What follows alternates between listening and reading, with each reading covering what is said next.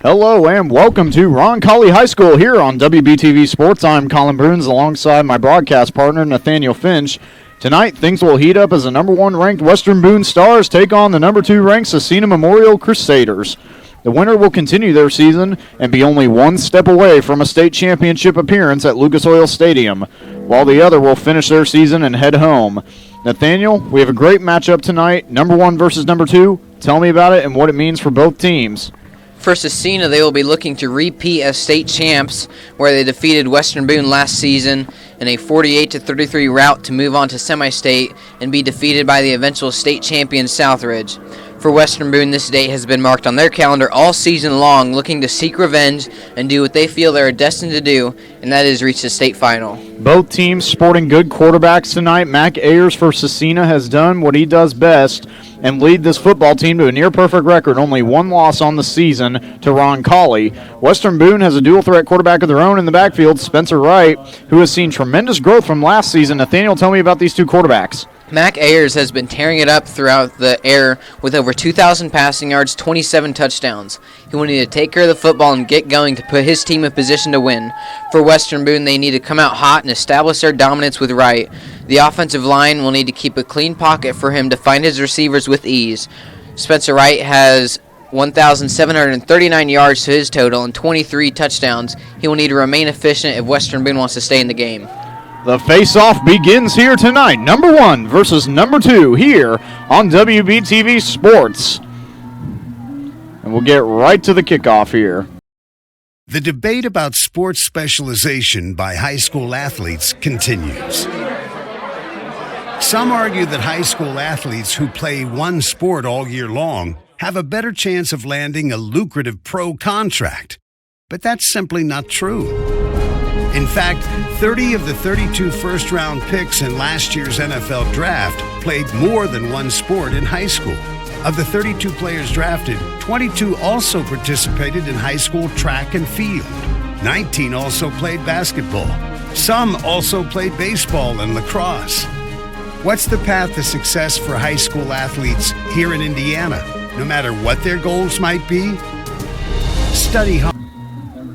Hello, welcome back here. Scecina will be kicking off to Western Boone. Returning it will be Joe Hendricks and Cruz Washington in the backfield right here. Caught at about the 20-yard line by Luke Granodal. Granodal gets to the middle, and he is swarmed immediately inside the 25-yard line and the 30. He'll be right in between the both yard markers. He'll go down right at about the 27. Western Boone will take over on offense, led by quarterback Spencer Wright. Looking at Spencer's numbers on the season, 101 of 152 completions, 1,739 passing yards. He's completed over 66% of his passes, but the run game is where Western Boone has been dominant on the year. We'll see what Coach Pelly decides to do on first down with the football against Scecina. Right, here we go. In the pistol formation, Washington is in the backfield. He's going to get the call early. Up the middle. Breaks a tackle. And he's going to go down across the 35-yard line. Big gain for Washington. Colin, Scecina comes into this game 11-1. Their only loss was at this Roncalli High School to Roncalli back in the regular season. Western Boone comes in undefeated, however. And here we go. On second down and 2. Man in motion, that's Hendricks. And carrying it up the... Actually, no. Wright kept it, and he's going to be dropped for a loss. That's number 8 right there, Matthew Funk. Defensive lineman getting in to drop the Stars for a big loss and to bring up third down. Number 36, Washington, starting running back for Western Boone. Usually you see him out of the pistol or the I formation. That time he has hand in the dirt, and that play just did not work out for Western Boone. Yeah, right here on third down, pistol formation. Washington's back in the backfield. Wright's going to drop back to pass, steps up in the pocket. Good protection, throws on the run, complete to Logan Benson across the 50. And he's going to go down right at about the 46-yard line. Good completion, nice throw and catch. Well, almost looked like a 3-and-out turned into a drive already on the other side of the field. And that's just what we got to see here throughout the night from both of these teams is getting these crucial first downs when it counts. Yeah, the Western Boone offense is definitely going to have to move the ball against the Scecina defense. The Scecina defense has taken a little bit of a dip since last year, averaging just about 16 points per game given up. Right here, Wright, back to throw, steps up in the pocket. He's carrying it one hand. He's going to tuck it, and now he's going to run. He gets a block to the outside, across the 40, across the 35, and out of bounds right at the 34. Calling on that play, you had trips formation for Western Boone at the bottom of the screen, and even though they didn't pass to any of them, that set up nicely for the block, and Wright was just able to get a big gain, a first down gain from these three receivers out wide to block. Spencer Wright is a dual-threat quarterback. He likes to use his legs a lot. Looking at his rushing total, 62 carries for 376 yards and 7 touchdowns. He averages about 6.1 yards per carry right there, the first down run. The Scecina defense has been having a problem getting protection. Western Boone's offensive line is one of the best it's ever seen, and they know what they're doing with Coach Gadberry. And here they go. Up the middle is Wethington. Wethington working his way up the right side. He's going to go down right at the 25-yard line. Nice run from Wethington. And here this Stars team's already ground and pound here throughout the first drive. They're already down to inside the 30-yard line, just running the ball for most of the time. Yeah, right there. Nice run from Wethington. That's going to bring up second and short. About second down and 3. Still scoreless here in the opening quarter. 9:58 to go. They go under center is Wright. Man in motion to the left side. Hand off the middle again. And that is, I believe that's Wethington. Wethington gets across the 20, and he's going to go down after a nice first down carry. So as I mentioned, Colin, number 36, Washington, does most of his work standing in the backfield with either I formation or pistol formation for most of the time. Wethington does a lot of his damage with the hand in the dirt, just a couple steps until he gets past the line of scrimmage, and he just bulldozes the defensive line. A 12-yard gain for Wethington to set up the first down inside the red zone. Wethington in the game. Working here, 1st and 10. You go under center in the heavy formation. Here's Wright. Man in motion to the left side. Once again, Wright keeps it, dives forward across the 10. He's going to go down just short of about the 5-yard line. He's going to be marked down at about the 6. This Western Boone offense knows they can't be boring. They need to mix it up on offense, and they've already had a few different guys come in that they usually don't have until later in the game. I know, as we mentioned, 16 Wethington usually takes a back seat for at least a couple quarters until Washington starts to stall. We also have some guys like Schallenberger here lining up as a tight end. Hull is also a wing back. And right here we go on the last 4-yard gain. Actually, Wright keeps it again, and he's going to go down once again. Matthew Funk getting in the backfield to drop Wright. Wright has been hit twice tonight already in the backfield for some losses, and that's going to set him back 3rd down and 9. This defensive line for Scecina is doing a great job generating pressure, and the offensive line for Western Boone, they just need to be able to block better. Here, before the play is even able to develop, Wright's getting handed down to the ground. That's just not what's going to work here if they want to pound the ball. And right here we go, 3rd down and 9. Western Boone in the red zone. They go back to the spread formation pistol. Washington in the backfield. Here we go. 3rd down snap. Wright pumps once. He's going to step up, and he's going to be sacked. Or the pocket finally collapses on Wright, and he has nowhere to go.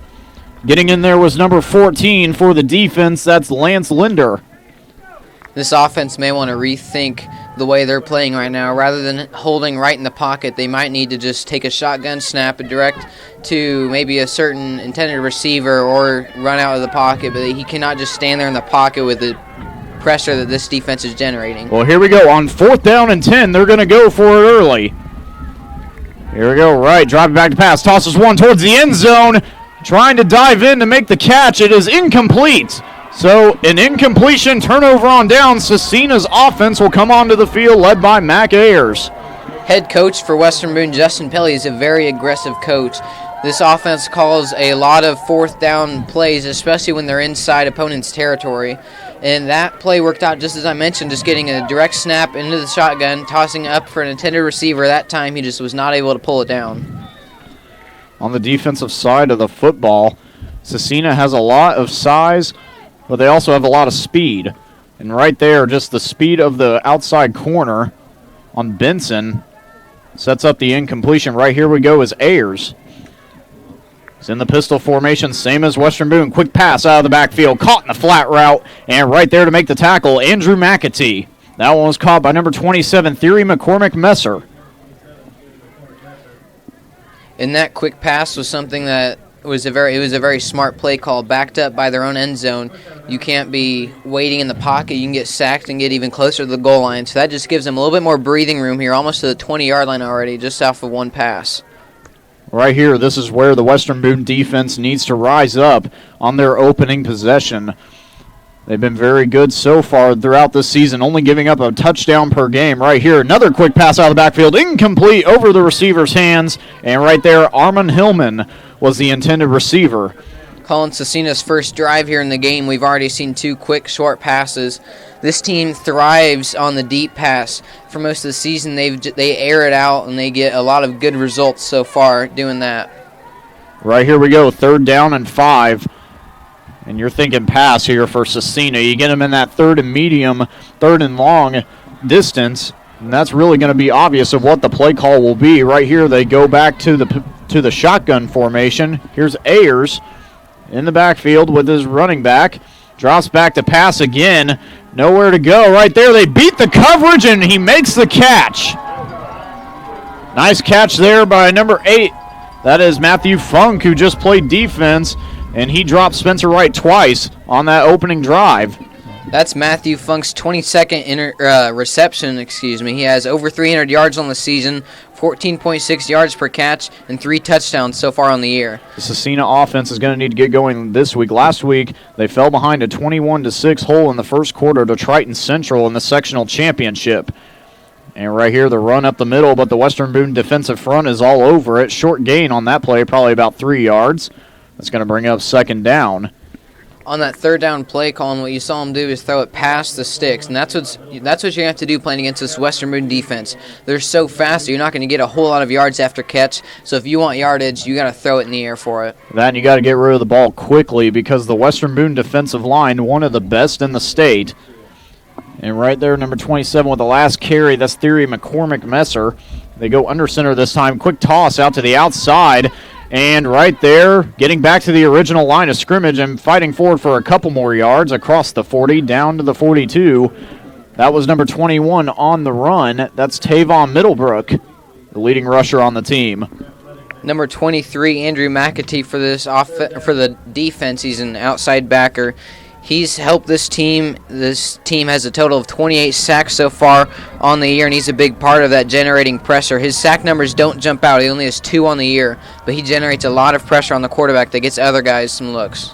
And right here we go on 3rd down and 4. Back to throw.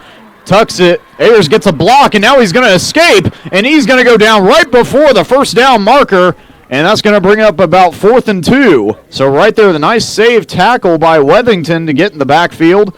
Hull also came up to make the stop. And now 4th and 2, calling in your own territory. I still believe this Scecina team is going to go for it. It's early in the game, and they know they're going to need to put up points against this Western Boone team in order to keep the game up there. They bring in number 10, Drew Smith, in place for Thierry McCormick-Messer. And right here, it's 4th down and 2. They go spread formation on the outside. Man-to-man coverage. They stack the box. Under center's Ayers, quarterback sneak. He doesn't look like he's going to get there. He's going to go down.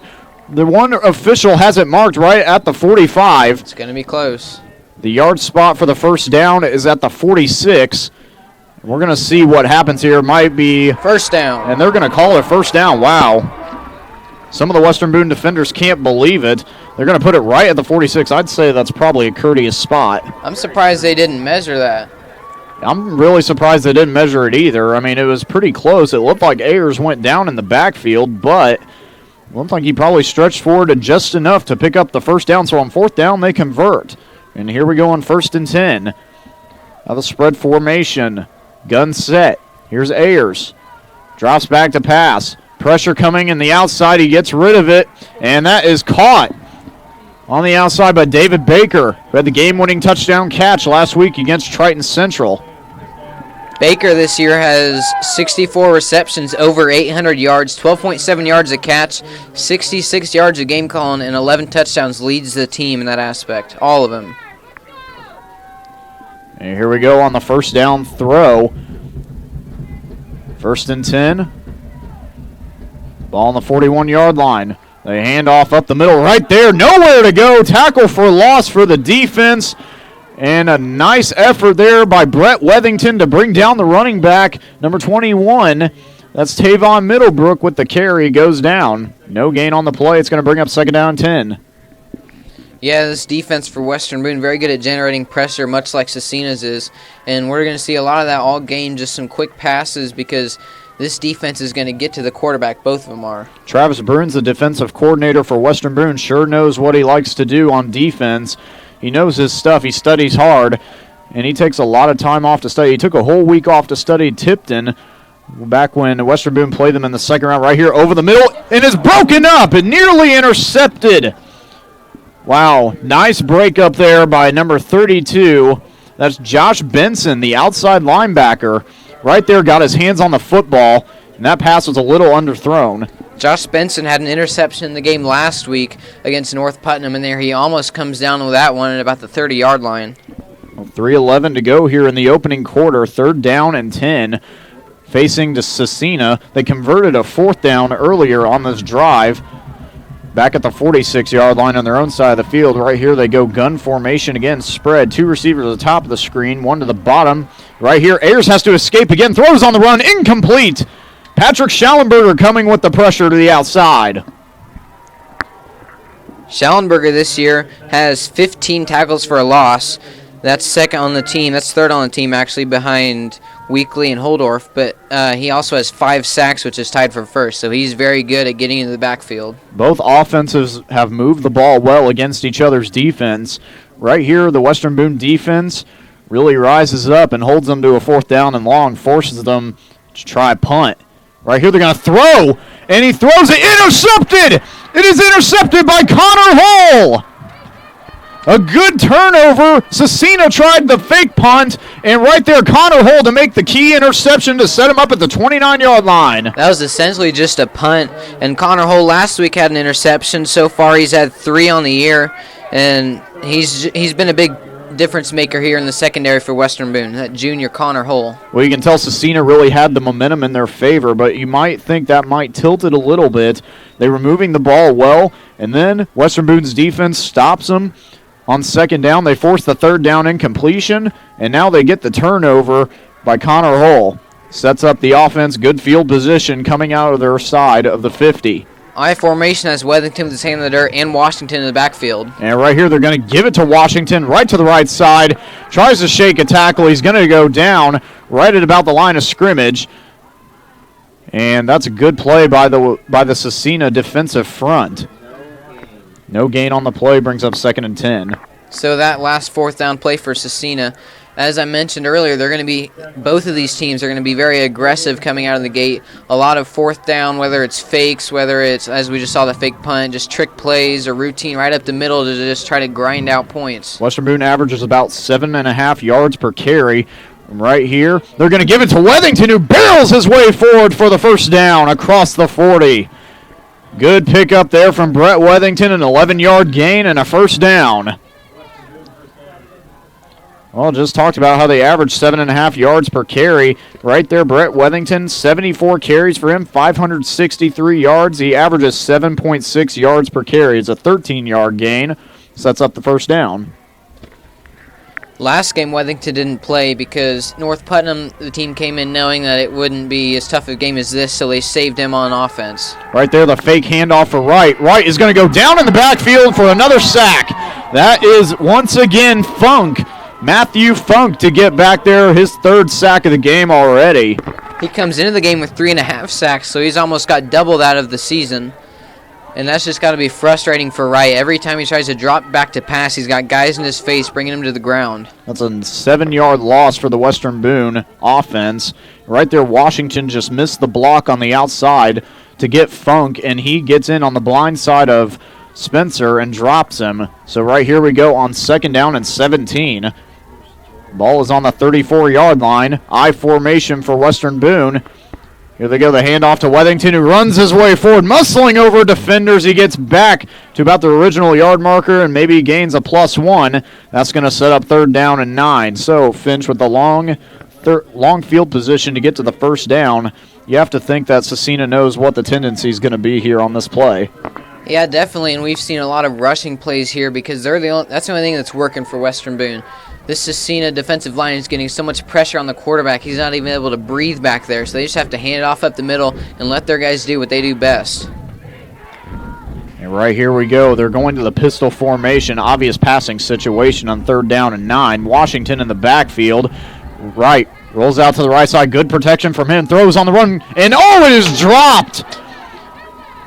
Barely made the catch. Trying to look and see who it was on the sideline. That's Luke Kernodle, who didn't make the catch. It just landed right in his stomach and bounced off the ground. So now it sets up 4th down and 9. And this is going to force Western Boone to punt.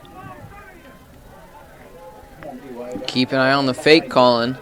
I know they're in their own territory and it's a long gain, but very aggressive coaching style here throughout the whole year. I mean, Peyton Young did used to play quarterback in his younger years, but he hasn't thrown the football in a while, so I doubt they'll probably try to fake punt here like Scecina did, and of course they don't. They're going to get away. Nice spiral kick all the way down inside the 10 into the end zone. Wow, what a beautiful kick from Peyton Young, who stepped into that punter role. It's a touchback, and with 17 seconds left here in the first quarter, still looks a scoreless game. That's one of the best punts we've seen him kick here throughout the year. Very nice kick here. Not a whole lot of wind tonight, but it was going in his favor and just went right into the end zone for a touchback. That's what this team needed, to pin Scecina back in their own, inside their own 20-yard line. Well, right here, here's the Stars defense again. They were bending a little bit on the last drive, but then they rose up to stop the run, then force the incompletion, getting pressure on Ayers. And right here they go back to the pistol formation. Ayers is going to hand it off, and immediately pressure was coming from the outside. Dietz Holdorf was trying to get there. Schallenberger is going to wrap him up and drop him along with Devin Weekly, the leading tackler for the Western Boone Stars.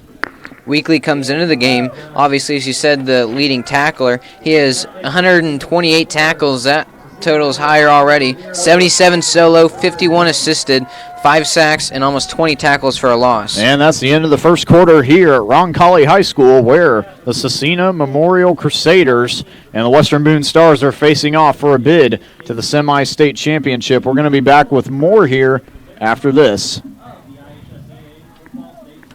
Question. When you walk into the boardrooms of the most successful companies here in Indiana, who do you meet? Answer. Men and women who played high school sports. Education-based high school sports give us more than athletes we can root for. They give us leaders we can depend on. Question. So where will we find tomorrow's leaders? Answer. High school sports. This message presented by the Indiana High School Athletic Association and the Indiana Interscholastic Athletic Administrators Association. And welcome back here at Roncalli High School. The Western Boone Stars are on defense to begin this drive, and Scecina is coming out on offense after just getting a 9-yard gain on their first play of the drive. Off the run from number 21, Tavon Middlebrook. And here comes the Scecina offense out of the timeout intermission transition quarters. So fresh 12 minutes on the clock here. Middlebrook, who ran the ball last time, already has, last game he had 19 carries, 159 yards, 8.4 yards per carry. No touchdowns, though. Him and Mac Ayers were the only two to run the ball last week against Triton Central. Here he goes, Ayers. Steps up, hand off to Middlebrook. Middlebrook's not going to get there. He's going to go down. Looked like maybe a loss of a half yard if he's lucky to get back to the line of scrimmage. The Western Boone defensive fronts all over at Schallenberger, along with Freeman are back there. Third one play, it'll be interesting to see what this offense calls right here.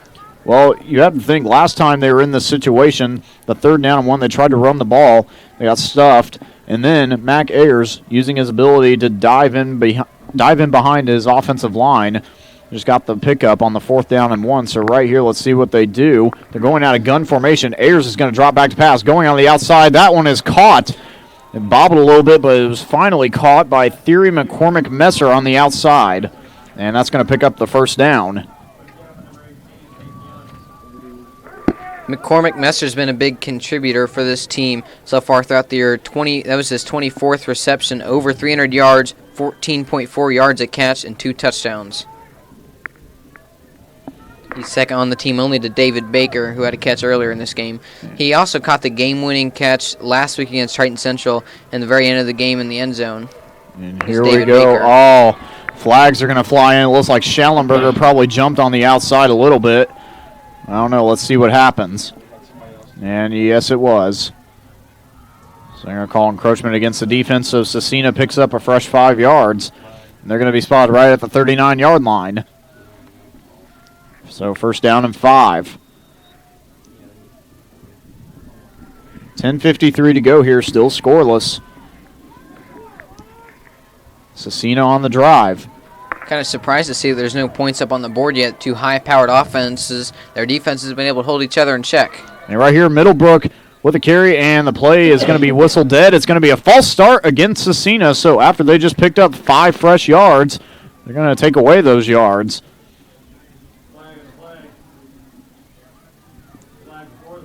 So right there, the last run was Tavon Middlebrook, who tried to carry it, but not able to get any yards to his credit. Here in the first quarter throughout the season, Scecina has been averaging about 8 points in the first quarter, so over a touchdown. Western Boone averaging 2 touchdowns, and so far, as I said, we have no points on the board. So second down and 10 here to go. About the 10:27 mark here of the second quarter. Scecina out of the shotgun. Here's Ayers' quick pass out of the backfield. That's caught on the outside, and a lot of space onto the outside. A nice run by Arm Hillman. Armin Hillman gets up for the big gain, picks up a big first down, and puts them on the other side of the 50. That was reception number 27 for him. Over 400 yards now with that catch, 15 yards a catch, and 5 touchdowns on the year. Second on the team in touchdown receptions. Ayers came into this game with 2,401 yards and 27 touchdowns to 8 interceptions. He's completed over 61% of his passes. Right there he finds Hillman for the big gain right here up the middle. And it looks like Middlebrook with the carry. And he's going to pick up a huge amount of yards on that play.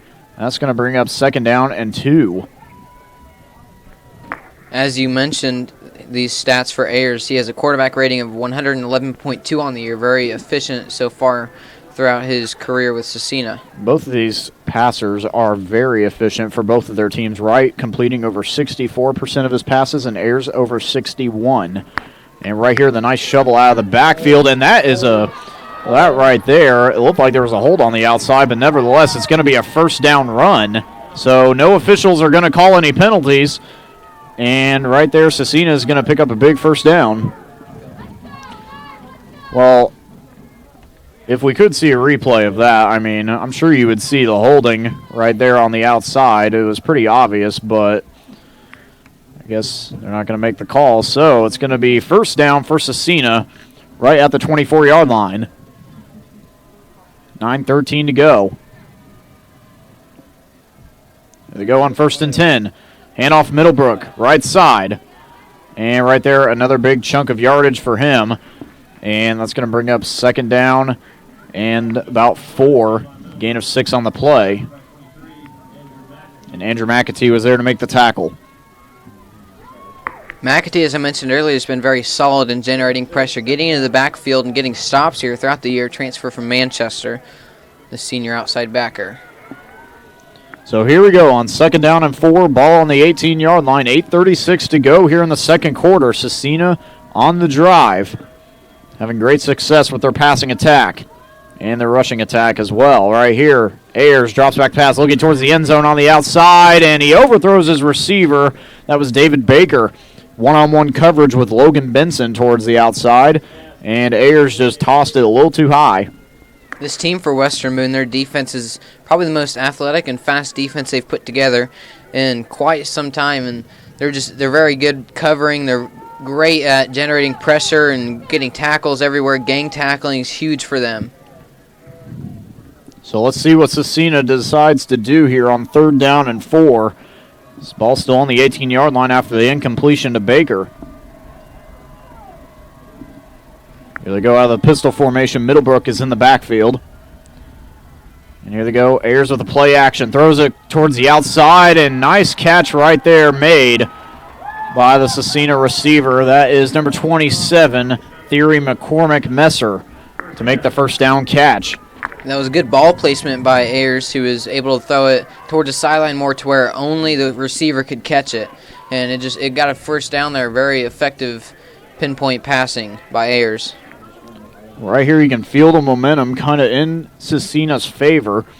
They're just picking apart right now, this Western Boone defense, not really having a problem. They're getting to the outside and completing a lot of passes and also getting a lot of big runs to the outside as well. Here we go, Ayers under center, Middlebrook in his backfield. He's going to drop back to pass. Moves out to the left side, tucks it, now he's going to run. And he is sandwiched in between number 2, Devin Weekly, and 75, Dietz Holdorf.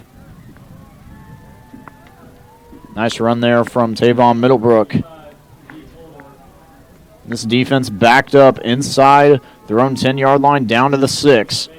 7:28 to go. It was a gain of 8 on the last play. Just facing 2nd down and 5. 2nd and 2. 2nd and 2. Right here. That's Michael Rice there to make the stop on Middlebrook. Middlebrook looks like he's going to get forward for about a yard or two. Going to be close to the first down, but not quite. Good play right there by Michael Rice. Yeah, it looks like they're going to spot him. No gain, so 3rd and 2 is going to set up here in the red zone for Scecina. About halfway down in the second quarter. Scecina looking to put up points on the board. 3rd down and 2. Ball on the 5-yard line. Michael Rice making the last stop on Middlebrook right here. Ayers pumps once, fires for the end zone. It's caught. Touchdown. Caught by number 7, Armin Hillman. On that pass, it was just a nice little design play to the back corner. Cortez Stoudemire, after he caught it, he ripped the football out, and he's kind of looking for the refs to call something on that, but that's an obvious touchdown, Colin. Yeah, once the ball gets in the end zone and you have possession, it's a touchdown. And right there, Scecina strikes first. 6-0 score here with the extra point looming.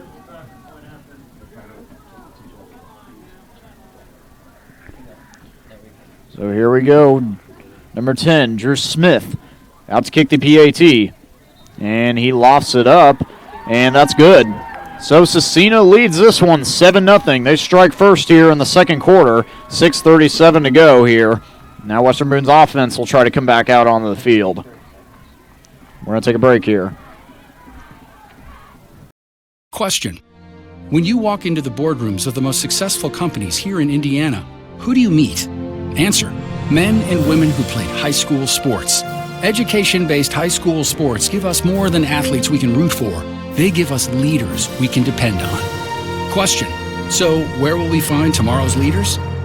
Answer. High school sports. This message presented by the Indiana High School Athletic Association and the Indiana Interscholastic Athletic Administrators Association.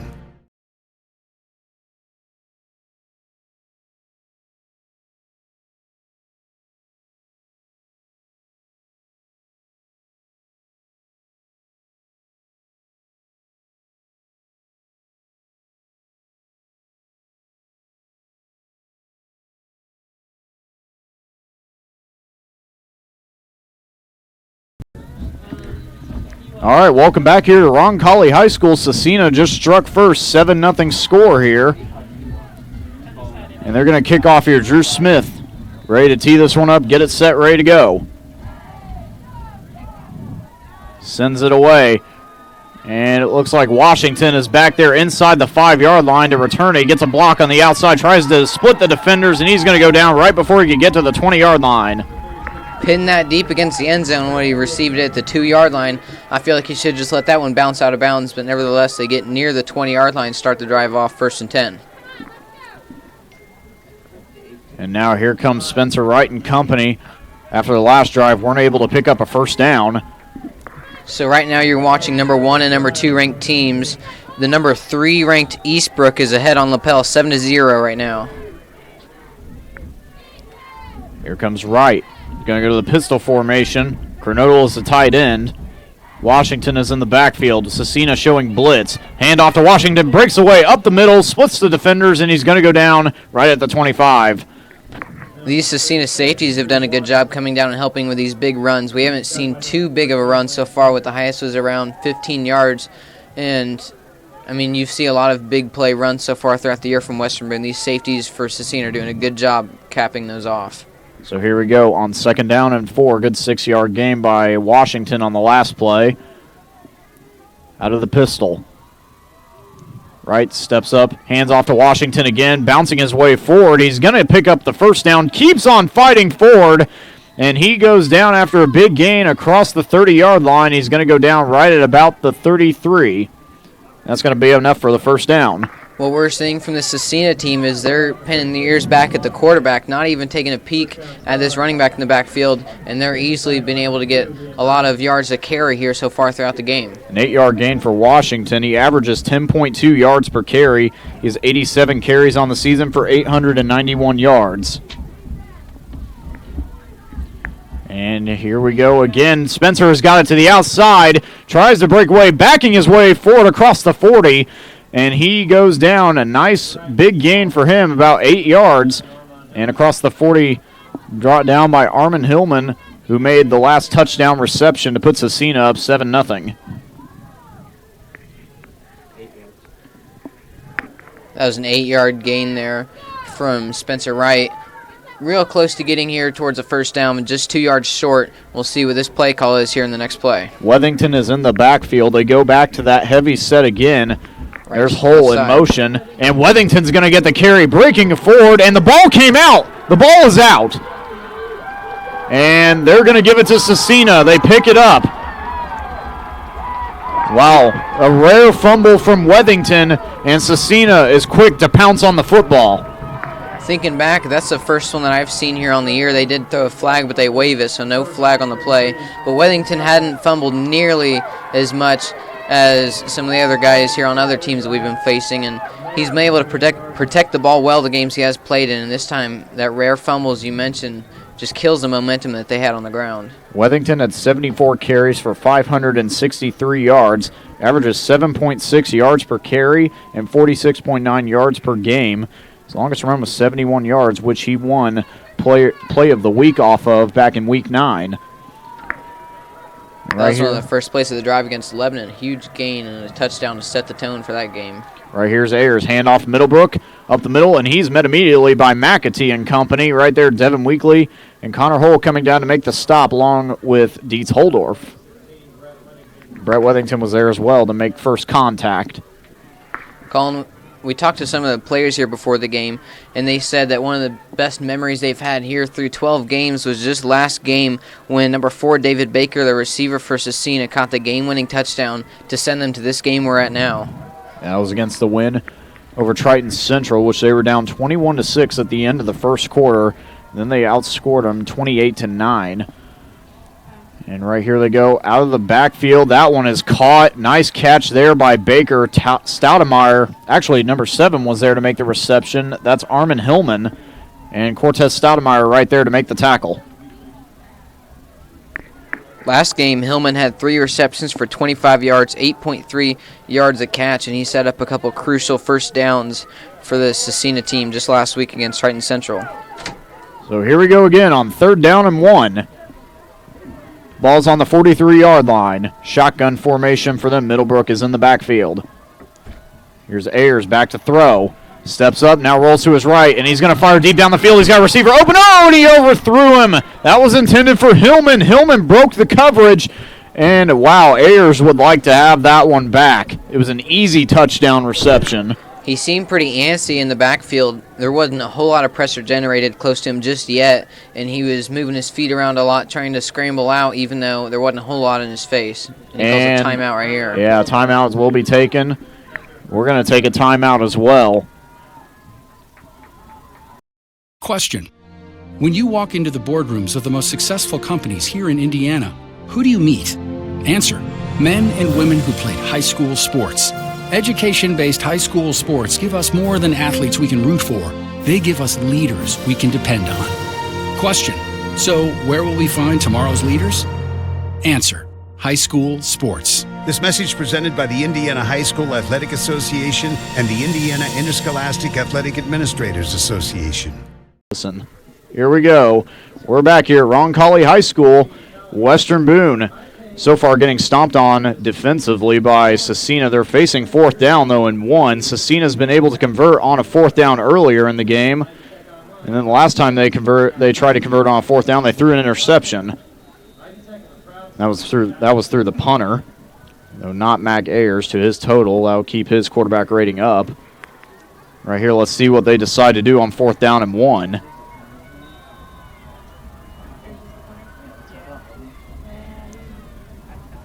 This Western Boone defensive front has been having a hard time getting pressure.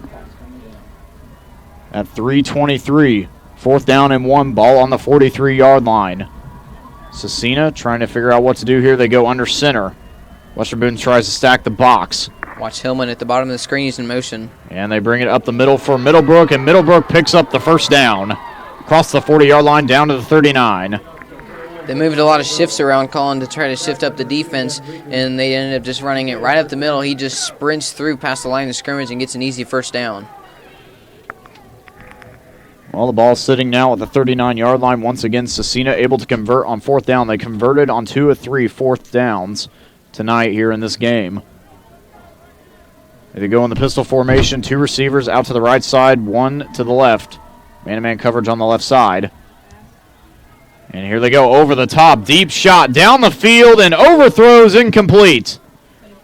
And on the coverage was Stoudemire, and McAtee was back there as well. That was great coverage by the two of them. They were able to keep the receiver right on their tail, and just a nice job breaking up the pass. It was a good throw. Well, now facing 2nd down and long. Brings up 2nd down and 10. Ball still resting on the 39-yard line. Finch, what do you think they do here on 2nd down? They've been able to mix it up a little bit. Well, what would you say their coach is going to call? They'll have a lot of success with their short passes, and I'm sure that they'll at least take a look into that side of the playbook right now. Here's Ayers on 2nd down and 10. Pistol formation for Scecina. Western Boone backs off the coverage. They hand off to Middlebrook out to the left side. And right there to make contact first. Trying to look and see who that was. Devin Weekly right there to make the tackle on Middlebrook.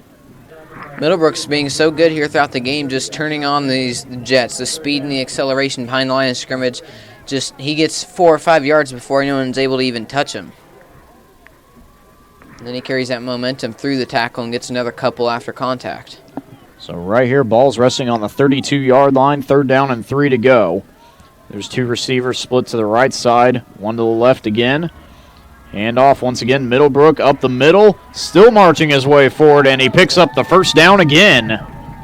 Boy, this Western Boone defense is really falling apart inside. Yeah, that's something that we've seen a lot at the very beginning of the game, but once they make their defensive shifts and their adjustments, in this team usually tightens up in the second half. I think that Scecina came into this game with a little bit of urgency.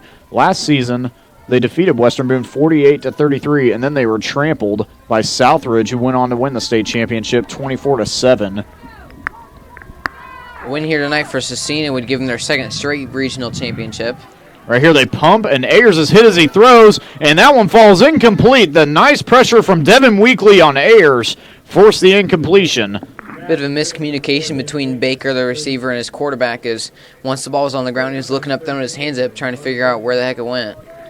So once again, same situation, 2nd down and 10.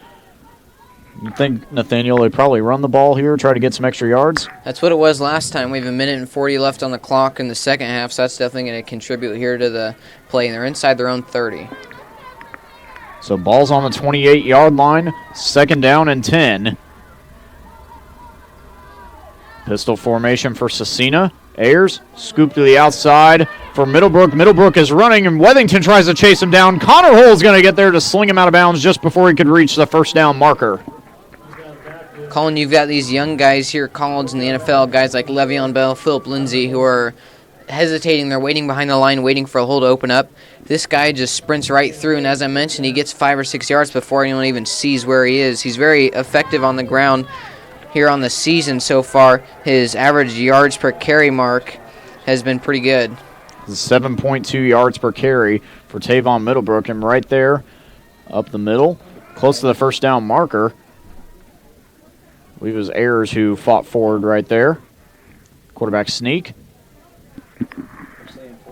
Last week, Middlebrook did go over the 1,000-yard mark. Now he's sitting at about 1,100 after those last few gains. 4th and short is the refs signal us.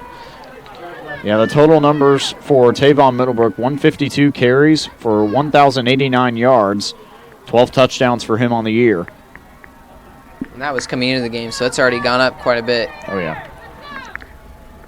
So 4th down and 1. The Western Boone defense is going to need to do something here. They try to stop him, and the sneak is coming. Looks like he got it. And it looks like he did pick it up. So right there, yep, another 1st down for Scecina. They keep it above 50% on 4th down conversions right there. They're 3 of 4. Ayers looking around for the ref, trying to signal a timeout. They finally do get it. 43 seconds left. Right here, this Western Boone offense has just come out flat, and so is the defense, giving up 7 points already, and now they're backed up again inside their own red zone. And Nathaniel, what do you think Travis Burns is going to talk about here? Well, definitely getting to the line of scrimmage fast. We've seen a lot of people just getting past the line of scrimmage on the offensive side before the defense even is able to hit them. And here on offense, we've seen not a whole lot from the passing game. This is Western Boone, but their rushing game has been very efficient until that fumble. It really changed the momentum of the game on the ground for Western Boone. Yeah, if you're Coach Pella, you're probably going to play a little bit more conservative in the pass game. He always preaches that you need to take care of the football, and running the football is his bread and butter. And he came into this game with a lot more rushing yards than he did passing yards. Look at the rushing totals, 415 carries for 3,130 yards total on offense versus their 1,770 passing yards total. They also, this offense is averaging 7.5 yards a carry, very efficient on the ground as well, led by the likes of Hendricks with 12.9 yards a carry. You've got Washington with 10.2, Kernodle's 11.1. Playmakers on this offensive side. Here we go, 1st and 10 out of the gun. Pressure coming immediately, and right there, the screen pass is not going to be completed. Pass falls just short of Jaden Barnes. And that's nice pressure up front there by the Western Boone defensive front. That NASCAR coverage just runs through the offensive line like a Swiss cheese. Almost gets a sack here, but does force the incomplete. Let's see what Western Boone's defensive front decides to go with. So far, their front 7 is just getting beat off the ball by this big offensive line. Here we go out of the gun. 2nd down and 10 off the incomplete pass. Watch the Ayers rush pointing from out the McAtee, blitz. top side. And here comes the rush on the enough. outside. Right there, the pass is tipped. Oh, and it falls down at the 10-yard line. Trying to slide in to make the interception. Trying to see who that was in the backside. That was Connor Hull, number 24. Yeah. Schallenberger was there at the line of scrimmage to tip it. And that's going to force 3rd down and long. With 36 seconds left to go here in the first half, Western Boone facing a 7-0 deficit. Last game against North Putnam, Schallenberger had a great game for him. 6 tackles, 3 solo, 3 assists, 2 tackles for a loss, and he even came out with an interception. Yeah, and Schallenberger is currently tied with the fumble recoveries record. He's 2 away from the all-time career fumbles. And right here towards the end zone, taking a shot, broken up, and a flag is going to fly in. Wow, nice coverage on the outside. David Baker was the intended receiver. Benson had one-on-one coverage, man-to-man lined up. And right there, they're going to get him for they're going to call an offensive pass interference. So this one goes against Scecina, just when they thought they were going to get a fresh 1st down. 31 seconds left, calling in the half. Wow. So, Nathaniel, how key do you think that is? Well, I mean, a catch for Scecina would have made this a 14-point ball game going into the half. This Western Boone's team's at least trying to keep it a 7-point game. It'd be a lot easier to make adjustments when you're not down that far. So, yeah, they're going to bring Scecina all the way back, and they're going to set them right at the 32-yard line of Western Boone. So it looks like they're going to repeat the down here, 3rd down and long. With 31 seconds to go, this defense is going to have to do something. Obviously a long passing situation, Nathaniel, unless Scecina can try to set it up for the field goal. So they go empty right here. As Ayers alone in the backfield. He's got 3 receivers out to his left side, 2 receivers to his right side. 3rd and 25, Colin. Armin Hillman is back here on the near side. He fires it that way, and it's complete to Hillman. And he's going to go down right at the 22. It's Cortez Stoudemire right there to make the tackle. Hurry up offense trying to get set. And they're going to call a timeout. Yeah. Well, final timeout of the half for Scecina. They use it. We'll take a timeout here as well. Question. When you walk into the boardrooms of the most successful companies here in Indiana, who do you meet? Answer. Men and women who played high school sports. Education-based high school sports give us more than athletes we can root for. They give us leaders we can depend on. Question. So where will we find tomorrow's leaders? Answer. High school sports. This message presented by the Indiana High School Athletic Association and the Indiana Interscholastic Athletic Administrators Association. And welcome back to Roncalli High School. Coming out of the timeout, Scecina just took their final one of the half. They're up 7-0 with 17 seconds left to go here in the first half, and they're facing another fourth down. They've converted 3 out of 4 fourth downs in this game. If they want the first down and even the touchdown, this team's going to have to throw it past the sticks. Western Boone's defense is so quick that you're not going to get a whole lot of yards after catch. This defense, do not try to allow anything long. Prevent the first down play. They're not necessarily going to try to go for the touchdown. Really, all you need here is the first down, and another timeout's going to be taken by Western Boone. Travis Burns must have not liked what he saw on the defensive side of the ball, and so now we're going to keep it. We're going to keep it here coming out of that timeout. So, Nathaniel, how key would it be for Scecina to pick up this first down? I mean, would there be a sense of urgency if you just picked up the first down, not scored the touchdown? Well, obviously, I mean, with 17 seconds left, they're going to get a short pause while they reset the chains in the ball, but this team's going to need to hurry to the line, and I'm sure this coach is calling out a second play in case they don't get to the end zone so they can run the first one, and everyone knows what the second play is going to be, probably a pound up the middle if they do make it past the first.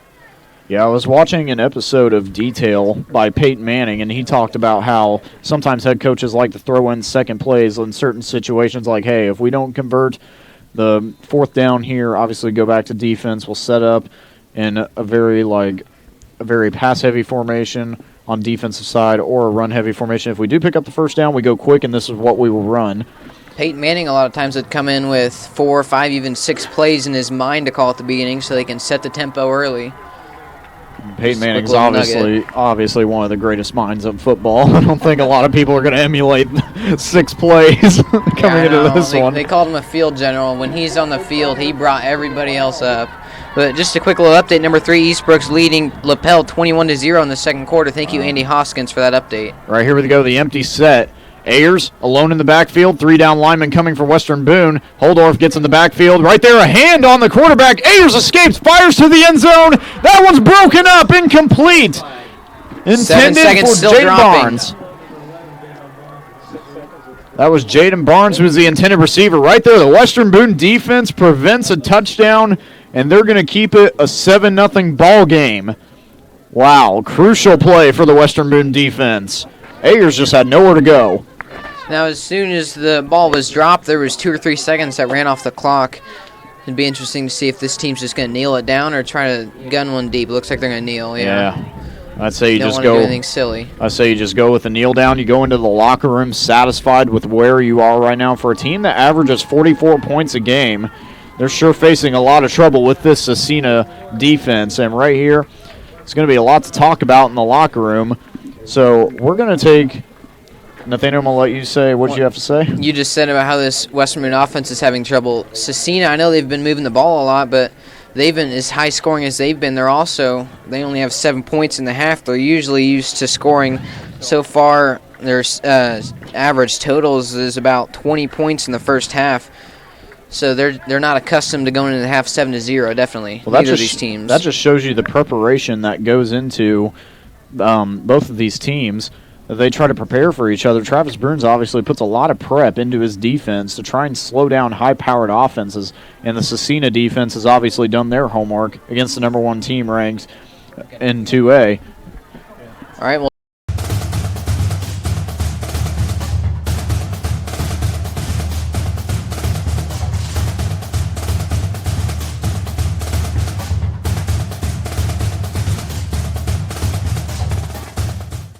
Hello and welcome to the halftime show here on WBTV Sports. I'm Colin Boone, sitting down with a few of the varsity football players, and today we're going to ask them a couple questions as we get ready for the second half of play. So, guys, obviously coming into this game, there's probably been a lot on your mind.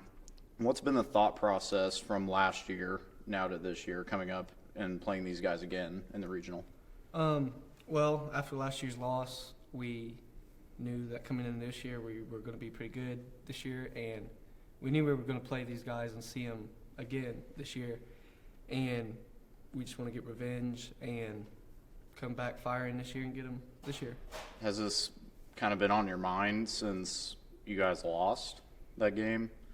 Like, have you guys been thinking about that through, like, summer workouts and, like, going into this regular season? Yeah, because obviously we haven't wanted to lose, and we lost him last year, ending our season, and we just want to play football for as long as we can, hopefully play Thanksgiving.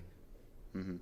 And how tough was it to lose to these guys in the regional? Obviously, you guys were good last year, but, it feels like this year you've really turned it up another notch. How does that make you guys feel going into this game?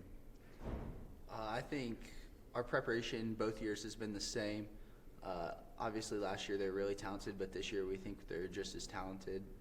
Our preparation's been very similar. I think we're ready and we're excited to get the opportunity to play them again, and I'm sure they are equally as excited to play us. Yeah, so Spencer, you've been playing pretty much lights out all year. What are some things you've done differently to kind of reach that new level?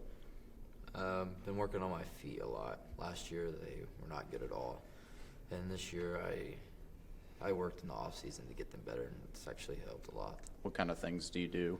Just like footwork, like on my drops and getting deeper and stuff like that. Okay. And PY, you play a little bit of receiver this year. I mean, you're mostly a defensive guy, but how has that connection been between you and Spencer whenever you guys are on the offensive side of the ball? Well, Spencer and I work well, but I think Spencer works well with all of our receivers. My role has personally gone down this year offensively, but that's because our weapons have definitely gone up, and we have a lot more playmakers this year. So I think with me and Spencer, but Spencer with everybody else, he makes it all click, and all the receivers trust him. He trusts us. So it's a process that, it's all for one. Now, what would be the biggest factor in this game? Obviously, last year it was kind of a shootout. Not a whole lot of defense was played, but what do you guys think you could do differently this year to kind of counter that? Personally, I think that our defense is more athletic and faster than last year's.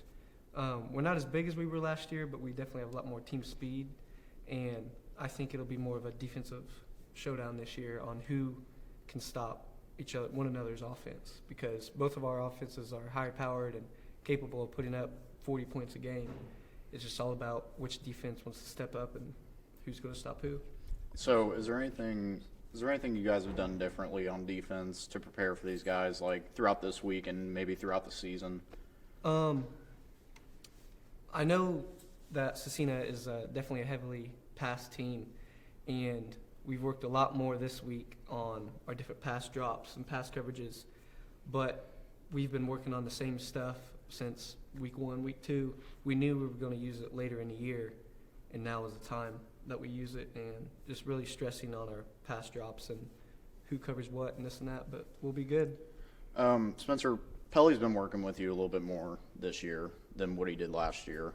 How helpful has it been having him a little bit closer to you and helping you out develop as a quarterback? It's good because last year we didn't really talk that much, and I was really just on my own. But this year he's kind of helping me get better because he wants me to be better, and that's great. PY, you're obviously probably one of the most vocal guys on the team. What do you do in practice that kind of motivates everybody else? Like, how do you approach practice and just getting ready for each game every week? I think the most important thing for me is I honestly just try to frustrate everybody, because if I can get the guys angry and stuff, they start practicing harder, but they know no matter what that I'm there for them, and they know I'm just trying to frustrate them to get the best out of them. But, we kind of all do that to each other. During practice, we have a lot of frustration, there's a lot of heated arguments sometimes, but, I mean, at the end of practice, we don't even have to wait for Friday. At the end of practice, we're all good. But frustrating each other during practice and stuff is definitely the goal. So we get it done. But, yeah, I think that's the key really is just to motivate everybody. We just kind of push everybody a little bit harder. Okay. And obviously you guys, like to continue your season after this Friday and go on to potentially play for a state title. Other than that, what motivates each of you individually other than that championship? Obviously championship motivates me, but just my passion and love for the game that I've always had, and realizing that it's my senior year and I potentially hopefully I have 3 more games left, and it just really hits you towards the end of the season that you want to go out, play 100 mile an hour every single play because it's your last season and it could be your last shot at it. What about you, Spencer? For me, it's just like I want to get them one just as bad as I want to get me one. But also, I want to get one just so I can say, hey, Dad, look at this. I got one. You got one. Look at that. Just another connection we can make together. Okay. And what about you, PY? I think for us it started out as the team, but like as we got later in the season it became more and more community, as it always does every year at this time. So honestly, just for the community and stuff, it's something to rally around. Not really something we need, but it's something we all want. It's cool to see everybody coming together for that. You guys haven't really been down a lot this season. There's not really been a whole lot of rough patches like we've seen as a crowd on the field for you guys, but handling adversity is something Pelly is obviously big about. And how do you guys handle adversity that comes your way? Obviously, with being a very successful team, there's got to be some adversity, right? Yeah, there's adversity every play, every down, every time we're out there. But like Coach Comer has always stressed to us, we need to lean on each other, and if your buddy is struggling, help lift him up, or if you're struggling, your buddy will help lift you up. And we just play together as a unit and rely on each other to help pick one another up when we're down. I want to go back to last season a little bit. I wasn't at the game last season. I was working at the radio station, but I was watching. And, I saw you guys kind of come together towards the end there at the game a little bit. Obviously it was a little bit too late to kind of get back into it. But what is your goal coming out of the gate in this game? I think most importantly for us is getting out fast. Obviously, we want to put up points as quickly as possible. Another big key for us all week has been special teams, because we felt like last year coming out of the half and they had a kickoff return, that kind of killed a lot of momentum that we had or could have had. Special teams has been a key for us because both teams are great offensively and defensively, but we think special teams could be a difference in the game. And obviously they're talented in special teams, but we don't know if that's their focus there right now. And our focus all week has been on special teams. I want to talk about the young guys a little bit. PY, you've obviously got a younger brother that's playing with you now. And, Devin, your brother, is obviously coming through the junior high system. He's doing really well. I want to ask, how have the young guys helped you out in practice, and how have they contributed to this season?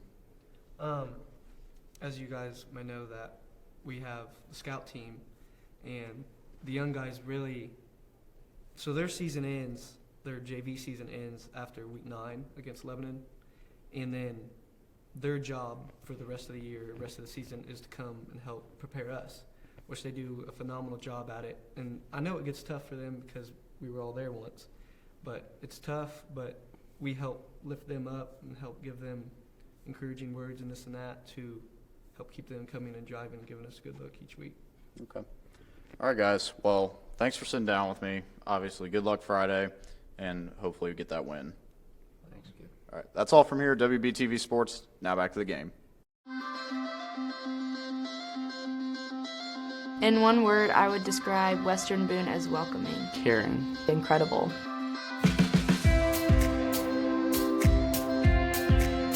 Western Boone is the hub of the community, not necessarily right in a metropolis, so to speak. It is close to Indianapolis. It is close to some of those major things, but also being a part of the Western Boone area involves a community that's with you to support you. We have tiny little towns all around us. We have kids who live in the middle of country. They're able to come together, be together, focus on one another here. This is the heart.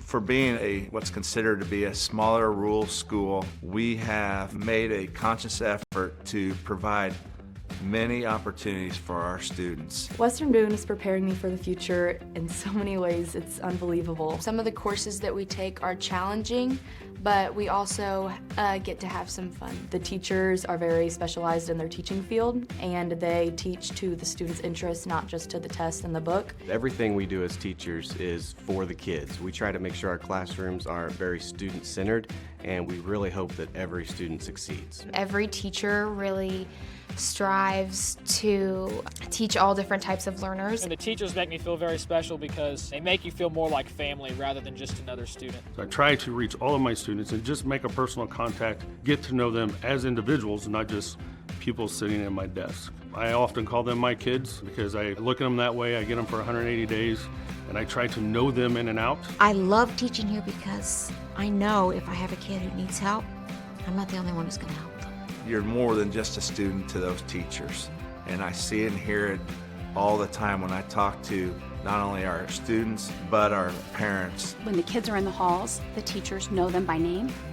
They know something about them. And you don't see that in larger schools.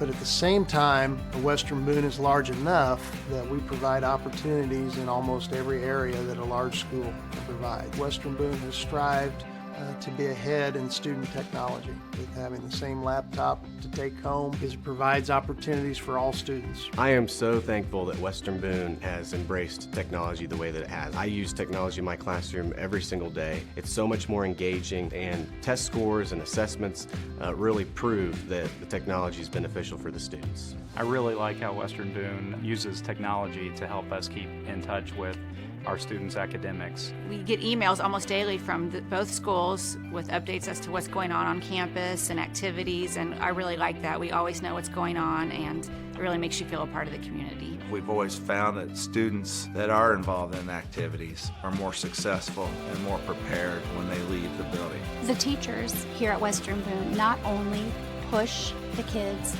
academically, but they also encourage them to be involved. I think sometimes at a larger district or larger schools, you may get labeled to do that one thing, and that's pretty much what you're going to do throughout your high school career.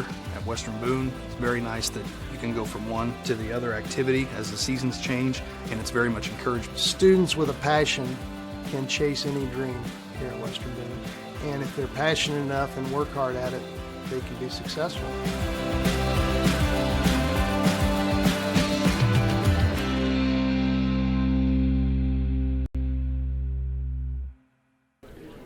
And welcome back here to Roncalli High School, where the Western Boone Stars are trailing 7-0 at the half. I'm going to turn it over to Nathaniel Finch here for the stat updates. These stats have been relatively close between the teams. Right now, for the first down yard mark, Scecina right now is leading that category 12-8. So they have 12 first downs compared to 8 for Western Boone. Rushing yards, 19 carries for 86 on Scecina's side, 15 for 74 for Western Boone, not far behind. Average yards per carry is a little over 4.5 for each team. Right now, Spencer Wright for Western Boone's only completed 1 pass out of 2 attempts. He's had a lot of pressure throughout the night, been sacked a few times. Right now, Mac Ayers right now is leading that category, 9 for 21 and a touchdown. He's only touchdown of the game so far. Kind of looking at the rushing side, number 21, Middlebrook for Scecina has 13 rushes for 66 yards. He was the only running back who received carries last week's game. He had 19 carries for 159 yards, 8.4 yards per carry average. Although Mac Ayers did have 10 carries, 20 yards, and 2 touchdowns. This is his last game. Today, for the rushing totals, number 13 for Scecina. 13, Mac Ayers has 3 rushes for 10 yards, so a little bit behind where he was last game, that is. Weddington for Western Boone, 5 rushes, 41 yards. Washington sitting at 4 rushes for 23 yards. And Spencer Wright leads the team in the rushing category so far with 6 rushes for only 13 yards. Colin? Man, if you told me that Spencer Wright would be leading the team in carries, I would have said you're crazy because of Pelly's style of attack on offense. But, I mean, obviously the rushing yards category doesn't belong to him, but the carries for him, yeah, just one above everybody else. On the season, Wright's third on the team in rushing attempts. He has 62 compared to Washington's 87, Weddington's 74. So 62 rushing attempts, 376 yards is not far behind the rest of those guys, and a 6.1 yards per carry mark so far throughout the year. So very good dual threat quarterback for Western Boone. Well, looking at the offense for the Scecina Crusaders, going to run down their offensive stats a little bit. Offense scored a season-high 54 points in a game against Cardinal Ritter. They're coming off a very close win against Triton Central. 34-30 was that final score. They started off with the season with a 2-point win over Shenandoah. The final was 28-26. They shut out Triton Central earlier in the season, 20-0. Potentially missing their leading tackler tonight. They actually are missing their leading tackler tonight. That is number 30, Tyshawn Woods. He's out. And also, they run a lot out of the pistol formation. We've seen that here tonight. Their defense has given up 16.5 points per game, and they've only posted 1 shutout this season. So coming into this game, right now they're holding Western Boone to a shutout, but that's probably likely going to change facing an offense that averages 44 points per game. They scored a season-high 69 points in Week 3 against Crawfordsville. This is Western Boone's offensive stats. In that game against Crawfordsville, 69-0 was the final score. They played on a turf field, the only other game this year where they've played on turf, except for tonight. And also looking at Coach Pelly attained his 50th career win milestone in the sectional championship against North Putnam. That was the first ever meeting between the Cougars and the Stars. And the defense has given up just above 6 points per game. They shut out Lafayette Harrison in Week 2 with a 26-0 win over the 5A sectional champions. Got the first round bye in that week, and then 2 weeks later they were sectional champions. This defense so far has posted 5 shutouts all season. You talked about Woods earlier not being in the game today. He's so far, he hasn't played the last few games, but on the season he has 116 tackles, which leads the team by a wide margin there. 73 solo, 43 assisted, 2 sacks, and 19 tackles for a loss. Right up there with Devin Weekly for Western Boone. We talked to some of the coaches before the game, and they said he might have had a torn ACL, and that he hasn't played the last few weeks, but they were skeptical as that trick has been pulled on them in the past where key players have been told to be out, and then they end up showing up in the game. So Western Boone was a little hesitant to believe that rumor, and now out here tonight we haven't seen Woods at all, so that rumor is confirmed that he is out. Who knows if it's with a torn ACL or not, but, you know. We talked to some of Scecina's players before the game. We asked them how their team was injury-wise. They said most of them were healthy and kind of gave us a weird look. Yeah, when we asked about Tyshawn Woods, they kind of just nodded us off. But, I mean, you obviously don't want to give up a whole lot of information to the other team. And I'm in, obviously, Weibo Apparel. Nathaniel, you know that. So it was probably a little questionable about us walking up to him asking about key player injuries. Right now, LaPel at the halftime is down 28-7 against Eastbrook. Eastbrook up 28-7 at the half in that game. That's on the other side of the bracket for us. The winner of this game would play the winner of Southridge and Paoli, and right now in the second quarter, Southridge is up 14-0 against Paoli. Well, let's see what kind of adjustments Western Boone made out of halftime locker room right here. The kick is up and away from Peyton Young and caught right at the 10-yard line, returning it across the 20 and across the 25. Right there, number 21 with the return, Tavon Middlebrook. That sets up 1st and 10 right at the 31. That was another deep kick from Young. We've seen a couple of those so far tonight, but just the speed of Middlebrook was able to bring it out past the 30-yard line. A great return by him. Nice blocking from Scecina as well. Once again, if you're just tuning in, the scoreboard clock camera has died out or frozen completely here in the snow. There's some snow flurries earlier in the forecast, but I'll provide time as much as possible. Right now, the 11:53 mark coming out of halftime. Scecina with possession right here out of the pistol formation. They run it with Middlebrook up the middle, and right there, they get the scrum going, and Josh Benson is right there to make the tackle. This defense for Western Boone, defensive line better to be careful. They were a little jumpy in the middle of the field I believe that was Caleb Freeman with a slight jump. And here the last couple of weeks they've had a few of these encroachments and offsides and all these, and they had a couple of them already in this game. So it's just something to keep an eye on is these penalties for Western Boone. So 2nd down and 7, ball on the 34-yard line with 11:22 to go here in the third quarter. Here on the near side hash mark is Ayers out of the pistol formation. They bring the tight end, Funk, on the left side. Right here, Ayers back to throw. Batted away at the line of scrimmage. Right there, Schallenberger once again with the swat. Number 2 for him off the defensive line. When he can't get to the quarterback, he just puts his hands up. Very effective at blocking these passes. Schallenberger has a lot of length, and he also plays center for the Western Boone basketball team last season.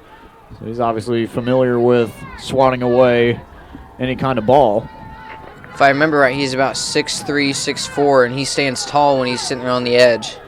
So right here we go, 3rd down and 7, 11:09 to go here in the third quarter. Here's Ayers out of the gun. McAtee is showing pressure. They bring the blitz on the middle side. Right there, once again, Schallenberger with the swat again in the near interception, but a key play for Schallenberger, 2 swats in a row. Yeah, number 3 on the game already is a defensive end. He's being very effective at reaching his hand up and knocking the ball on the ground. Paoli did score in the second quarter, so the score stands for that. Southridge, number 11 ranked, they were the state champions last year, leading 14-7 against Paoli. The winner of that game will play the winner of this game. And here we go, the punt formation on the field. Last time we saw a punt formation from Scecina, they threw a pick. And right here they get it away. That's not really a great punt. It's going to take a drop right at the 40 and right at the 39. That's where it's going to stop. Not bad field position for Western Boone. They usually start between the 20 and 30-yard line. Right now they're starting at the 40. It just takes some of the pressure off this team to get going. So at 10 minutes and 52 seconds, it's a 1st and 10 for Western Boone. Their defense holds up against the high-powered Scecina offense, which gave them trouble earlier in this game. Trailing 7-0 here in the third quarter. Washington, the running back on the field. So here we go, 1st and 10 with the ball on the 39-yard line out of the pistol formation. Here's Washington in the backfield, and here's Wright. And handoff to Washington, ducks his way forward through the middle of the defense and gets forward for about 3 yards. It's going to bring up 2nd down and 7. Washington used to gaining about 10 yards a carry. Very effective here. He's got a lot of big gains to his name. He had, 4 touchdowns a few weeks ago, 3 a few before that, and he's just consistently putting up huge runs throughout the year. Here we go. Here's Wright. Dropping back to pass. He lost one towards the sidelines for Noah McClendon. McClendon goes up to make the catch. He makes the catch at the 30-yard line. Going up over the defender. He hauls it in. The tallest receiver on this Western Boone team, he just climbs the ladder, comes down with a reception, and very nice play for this Western Boone team as they're already in opponent's territory. Wow, McClendon had some bad drops last week, and right there he makes up for it with the big play. That's a 29-yard gain. Here's Washington breaking away, splitting the defenders, and he will go down just before he can reach the 20-yard line, down to the 21. Watch this high-paced offense. This team is going to try to get to the line as quick as they can, keep the momentum in their favor, and get the ball moving. Try to tire out the defense for Scecina. 10 minutes and 3 seconds to go here in the third quarter. 2nd down and 1 with the ball on the 21-yard line. Here's Wright, and Scecina showing pressure. And the Scecina crowd over on this side cheering on their defense. Washington, the running back. Here's Washington. He gets it up the middle, breaking his way out to the left side, and he will pick up the 1st down. A nice heavy run from Cruz Washington. Coming in the first half, Spencer Wright led the team in rushes, and they just set up these option plays almost perfectly. Every rush that they do, Spencer Wright kicks out to the side trying to fake it, and every now and then he gets a good play off that. It's an 11-yard gain on the play, and they call a sideline warning against Scecina. And that's a 1st down for Western Boone, so here we go. Let's see what Coach Pelly decides to do here right on the door of the red zone. McClendon, the receiver, the big athletic receiver who had the nice grab earlier, he's through 12 games. He's only had 14 receptions coming into the game. That's number 15 here, and he may only get about 1 or 2 catches per game. He's only averaging 22 yards a game, but when he gets them, they're big catches, and they really count as that one did. Yeah, they're already knocking on the door. Noah McClendon for this season, 14 receptions for 223 yards. He averages about 15.9 yards per catch and 22 yards per game, like you said, Nathaniel. His longest reception was 27 yards coming into this one, and right there he just set that a new high. And averaging 22 yards that's 15 yards a catch, 22 a game. So 15 yards a catch. He gets really big, deep throws, most of them getting nice first downs in crucial spots, just as that one. So here we go, lined up at the 15-yard line, 1st and 10 to go. 9:36 showing on the clock here in the third quarter. Western Boone's defense stopped them on the last drive, and here they go. Right, throws it opposite way, going to the end zone. Joe Hendricks is there. Oh, and he can't make the catch.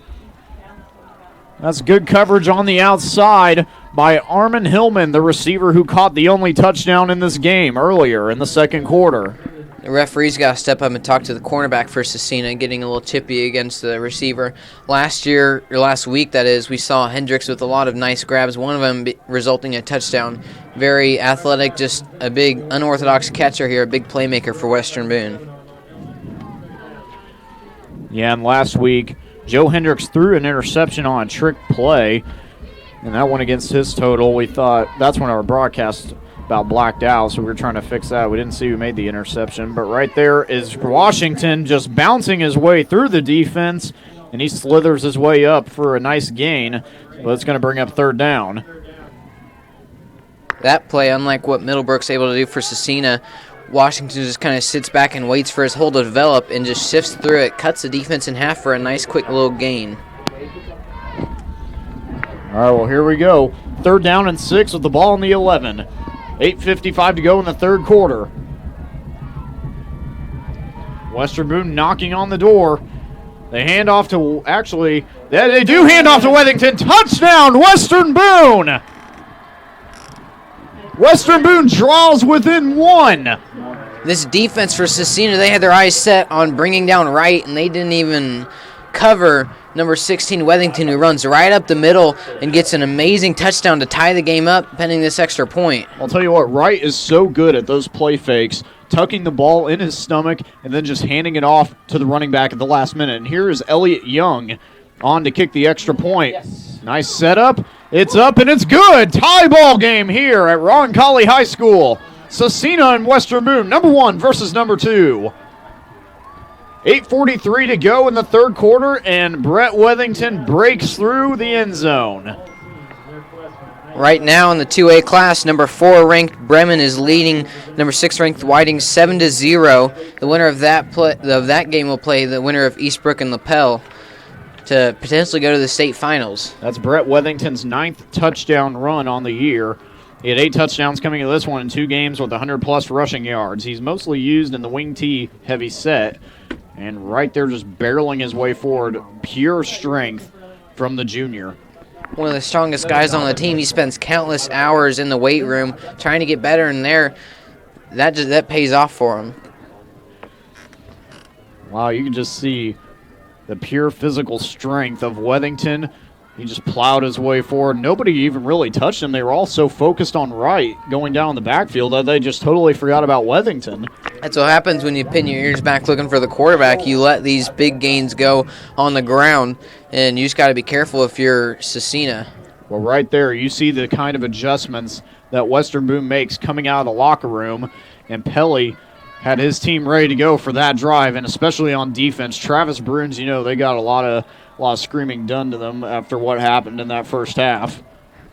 Yeah, most likely. Bruins has his way with words on this team, and he's very good at changing the direction of the game. Here's Middlebrook on the run back. Middlebrook is going to be dropped right at the 25, maybe the 26. Number 30, Caleb Iron for Western Boone. As I was talking with the defensive coordinator, Travis Bruins, he's so far throughout the year, anytime that he's called a timeout in these tight situations, then the team has not gone to score, and they're on that earlier to set up the end of the first half, second quarter. Scecina was in the red zone, up 7-0, pounding on the end zone with, about 2 minutes was it to go. And Travis Bruins, he calls a timeout, and he gets his defense rallied behind him, and guess what, Colin? Score 7-0 going into half. Yeah, unbelievable. That just shows you the kind of quick adjustments that he can make on the sideline, and he spends countless hours studying film and studying the other team's tendencies and what to do. So right here, Scecina in the bunch formation at the bottom of your screen. They're in that pistol set right there. Another quick pass out of the backfield, caught by Baker on the outside, but triple coverage is there, and Benson and Weekly finish him off on the sideline. That's going to set up second down and about 6. That was a great run after catch by Baker. He was standing there, he caught it and was looking at 3 defenders for Western Boone, and he just kind of sat there and let them jump at him. He ended up getting a couple yards before going out of bounds. So here we go, second down and 5 with 8:08 to go in the third quarter. Western Boone just scored off the Brett Withington touchdown run, his 9th of the season. Ball's on the 31-yard line right here. They give it out to Middlebrook. Middlebrook trying to get to the sideline. He's got some space, and he is shoved out of bounds by Peyton Young. Nice chase down by Young, the safety. Quick little update right now. Southridge and Paoli are tied 14-14 in the second quarter. As I've said a few times, the winner of this game will play the winner of Southridge and Paoli. Well, a first down run there from Tavon Middlebrook sets them up on the 43-yard line. First and 10, 7:52 in the third quarter. Tie ball game here at Roncalli. Bunch formation at the bottom of the screen. Middlebrook in the backfield. Western Boone's defense shifts to the run-heavy style.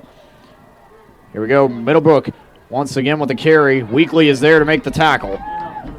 He just uses his speed and momentum behind his legs to get a nice gain there close to the first down marker. What is it going to be, about 2nd and 4, 2nd and 5? Yeah, 2nd and 4. The ball resting on the 49-yard line. This defense is really going to have to plug up those lanes if they want to stop Middlebrook.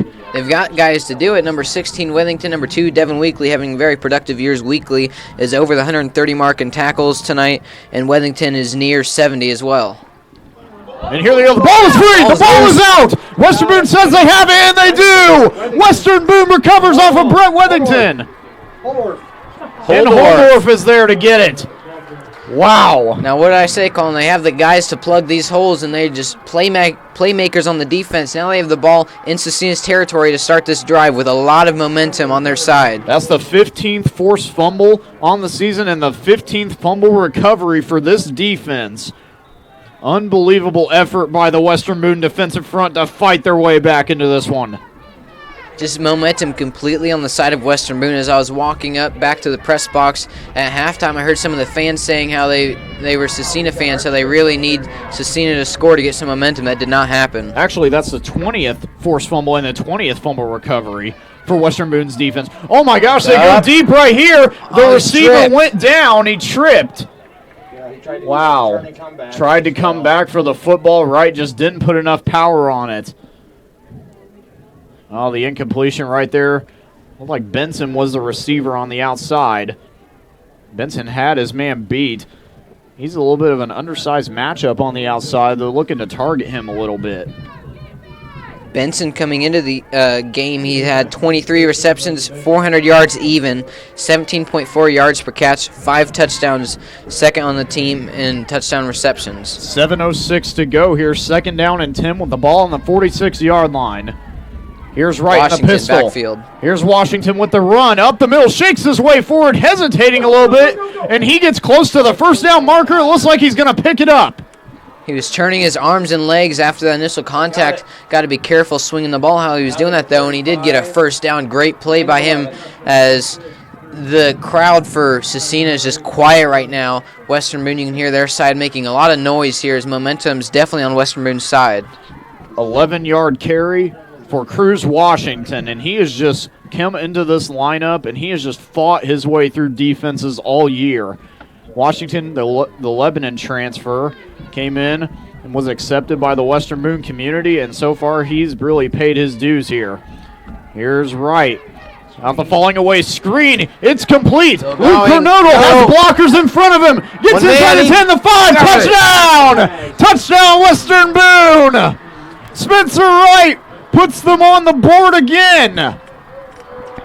That was great blocking by this Western Boone team. Just a nice little screen pass, and Cornodal does the rest. Him and his teammates here combined for the score. Puts the score 13-7. Western Boone up now.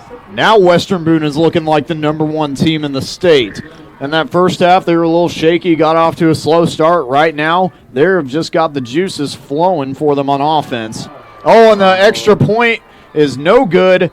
That was a misplaced snap, and right there the official has to get in between a couple of players for Scecina and Western Boone. And he's looking to the official for a flag, but he's just going to go back to the sidelines. If this game stays as close as we think it is, that missed extra point or lack of is going to be huge in the play calling here on out. Rather than having to decide on going for 2 on Scecina's side, they know they only need 7 points to get ahead. Yeah, and the way this defense has been playing, they've really forced the momentum in their favor. Western Boone has done a great job of making the stops on Scecina throughout this second half. They look like a completely different football team now. 6:20 to go here. Western Boone gets on the board again off a nice touchdown pass from Wright to Kernodle. Looking at Wright's numbers coming into this game, he had 23 touchdowns on the season, now has 24. He's very close to breaking the all-time touchdown record for his team throughout his career. He's also on pace, sorry for interrupting, Colin, to break the completion percentage record for this year. He's got 66 so far coming into the game. Last week he had a great showing with 76.5% completion percentage. Very efficient, the best, most efficient quarterback in 2A. He threw for 3 touchdowns last week, which put him over the 50 career touchdowns, now standing at 53. He's thrown for more than 4,670 yards coming into this one on 318 completions. He has 18 career interceptions so far. Only a junior quarterback, past last season total in touchdown passes, which was 22. And right there is Middlebrook, who makes the over-the-head catch on the return. And right there he slides his way through the scrum, and he's going to be dropped right at the 27, maybe the 28-yard line. That's going to set up Scecina with some good field position. These players are starting to get a little chippy. I mean, you could see some pushing and shoving a little bit. These guys have been eyeing each other all year long. Really, since the end of last year's game, Western Boone's been looking to get revenge, had this date marked on their calendar. Each team knew each other would be good, and they would probably see each other sometime in the postseason, and they were right. Well, 6:12 to go here in the third quarter. Western Boone up 13-7. Here's Ayers out of the gun. Drops back to pass, fires it quick. That's caught on the inside route, and right here breaking away. Nice tackle by Devin Weekly to save it. Wow, right there, big reception from Theory McCormick Messer to pick up the big first down, get close to the 50. That was a great play. I mean, he had all these defenders in front of him, and he just shook them all off and ran for a huge gain, brings him near the 50-yard line. Wow, good stop there by Weekly, though, to save the touchdown. It would have definitely been a touchdown if he had gone. He leads the team in tackles with 128 coming into this one at 19.5 tackles for loss. And here's Ayers once again to throw. They've got it covered up right there. Incomplete, intended for David Baker, their number 1 receiver. Pressure came from Schallenberger and Weekly. Number 13, Benson, in on the coverage. Great coverage there from him as they now bring up 2nd and 10. Well, you know that Travis Bruins likes to go with a lot of pressure up front. He likes to send the inside linebackers on a blitz, and especially the outside linebackers crashing down on the outside. But with Schallenberger out there on the defensive tackle position and then Weekly coming up the middle, it's kind of hard for the offensive line to sustain it. And we saw this last week. We saw this in week 2 of sectional play against Tipton. Tipton had a clean pocket throughout the first half, and then the second half it began to fall apart. Right there, once again, batted by Schallenberger. Oh, and it's caught! David Baker makes the catch to pick up the first down. Well, that was impressive. I mean, it was one-on-one up to grab the ball, and he just jumps up, climbs a ladder, and pulls it down. Wow. A swat on the other side of the defensive line off the helmet of Holdorf, and it goes right in the air to Baker so he can make the cradling catch. Week 2 of sectionals, as you mentioned, Tipton, their quarterback Raudebush had a white jersey for most of the game, and right at the end, about the 3rd and 4th quarter, by the end he had a brown jersey from as much as they put him on the ground. Western Boone showing pressure again on the outside, and right there, Middlebrook is not going to go anywhere. Probably pick up a half yard on the play. He's going to get back to the original line of scrimmage. He's going to bring up 2nd down and 10. He's not used to being brought down at the line of scrimmage. He's had a lot of huge gains on 1st down, on 2nd down, just piling right in the middle, turning on his speed and getting gains of 6, 7, and 8. Yeah, well, when you average 7.2 yards per carry, you don't really think about it being brought down at the line of scrimmage much. Right there, they kept him in check. So on 2nd down and 10 here, here's Ayers. Ball on the 40-yard line, 4:39 to go in the third quarter. Play action, dropping back to pass. Ayers goes deep.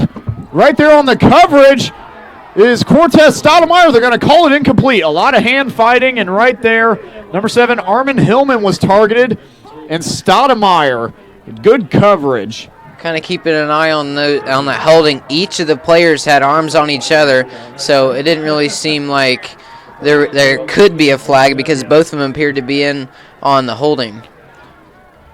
Yeah, I mean, when you got a receiver and a corner hand fighting like that, it's kind of hard to throw a penalty on either because there's equal contact on both sides. So you just let that one fall incomplete and let it offset. Right here we go, 4:32 to go, 3rd down and 9. Ball's on the 40-yard line. Here's Scecina in the shotgun. Pressure coming from them. Ayers escapes. He has wide open field in front of him. He shakes the defender. He's still going, and then he's chopped down finally by Stoudemire. Right at the 30-yard line, he picks up the 1st down on 3rd down and 9. That's his longest gain of the night. So far in the season, he's averaging 3.4 yards a carry, and there he gets well past that mark, way past the 1st down marker. The defense just went right by him, and he used the ability to step up in the pocket, and then he just had wide open field right in front of him, and he missed a couple tackles, and right there he picks up the 1st down. 1st down and 10 with the ball on the 30-yard line. 4:05 to go here in the 3rd quarter. Shotgun formation for Scecina. Here they go. Up the middle once again is Middlebrook, and Middlebrook's not even going to get back to the original line of scrimmage. He might have gotten a half yard on the play. And right there, Middlebrook just goes down that once again. Scecina facing a long 2nd down.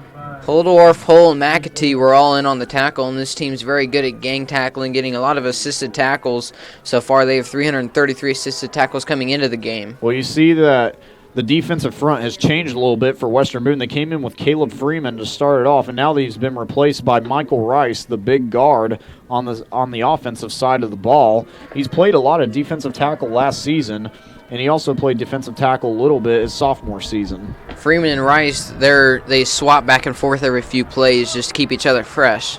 2nd down and 9 here. Ball's on the 29-yard line, and we're going to get a flag. Either timeout or a delay of game. There's a flag on the ground.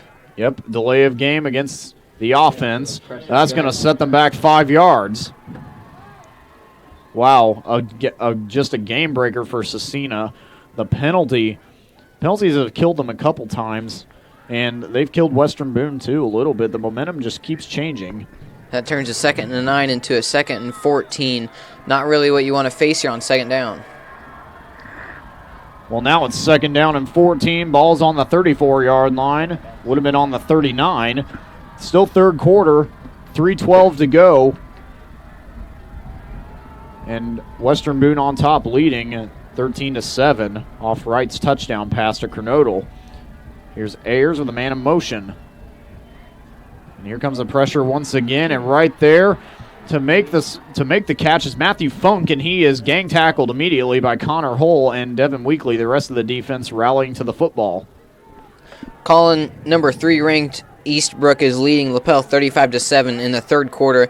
It doesn't appear that game's going to go in any other direction than what it is now. Well, now, Nathaniel, you're facing a long 3rd down and 9.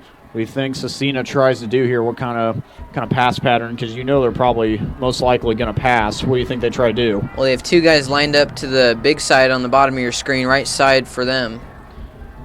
Well, here we go. There's Ayers dropping back to pass. Takes a long drop back. Right he fires side. towards the end zone. One-on-one coverage. Right there is Cortez Stoudemire. They're going to call it incomplete. They said hit the ground.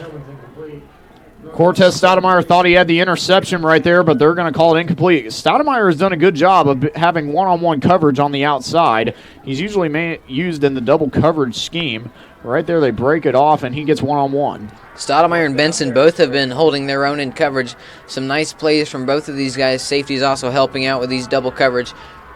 Right now, number 15, Luke Kernodle's coming in to stand at the defensive tackle position. That we don't see him down there very often. Well, they want physicality and they want speed up front to try to get to Ayers.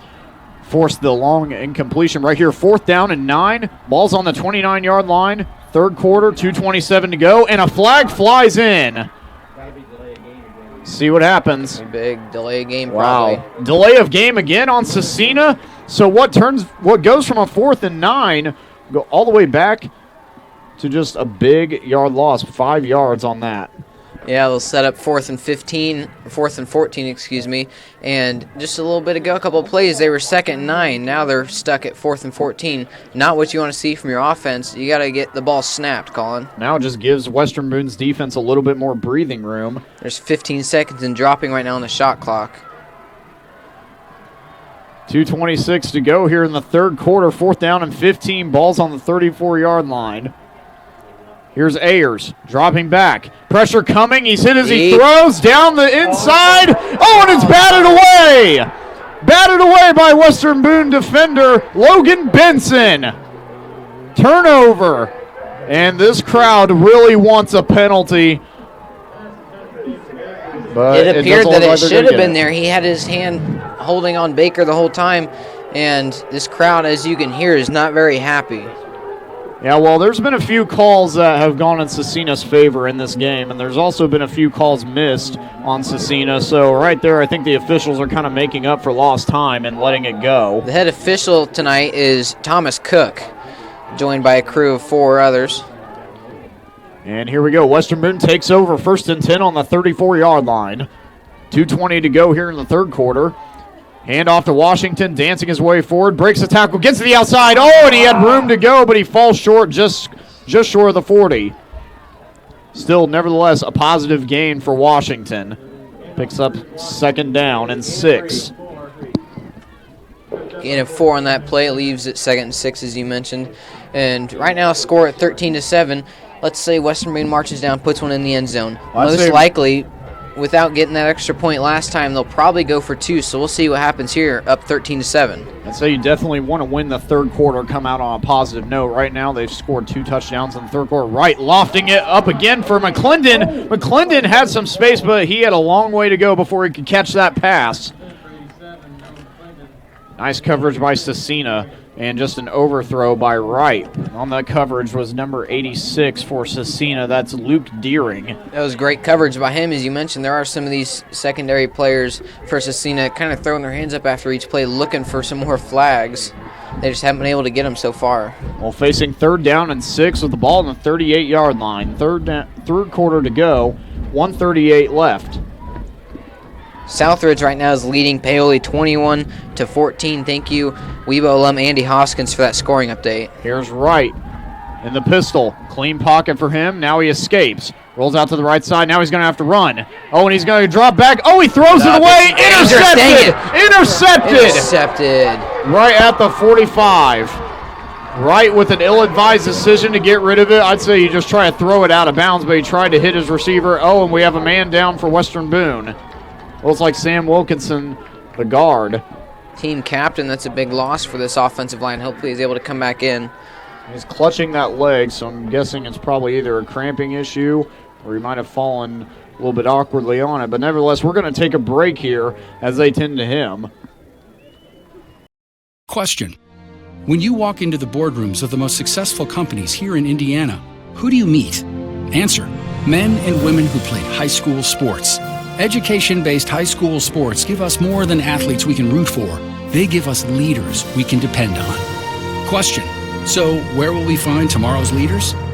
Answer. High school sports. This message presented by the Indiana High School Athletic Association and the Indiana Interscholastic Athletic Administrators Association.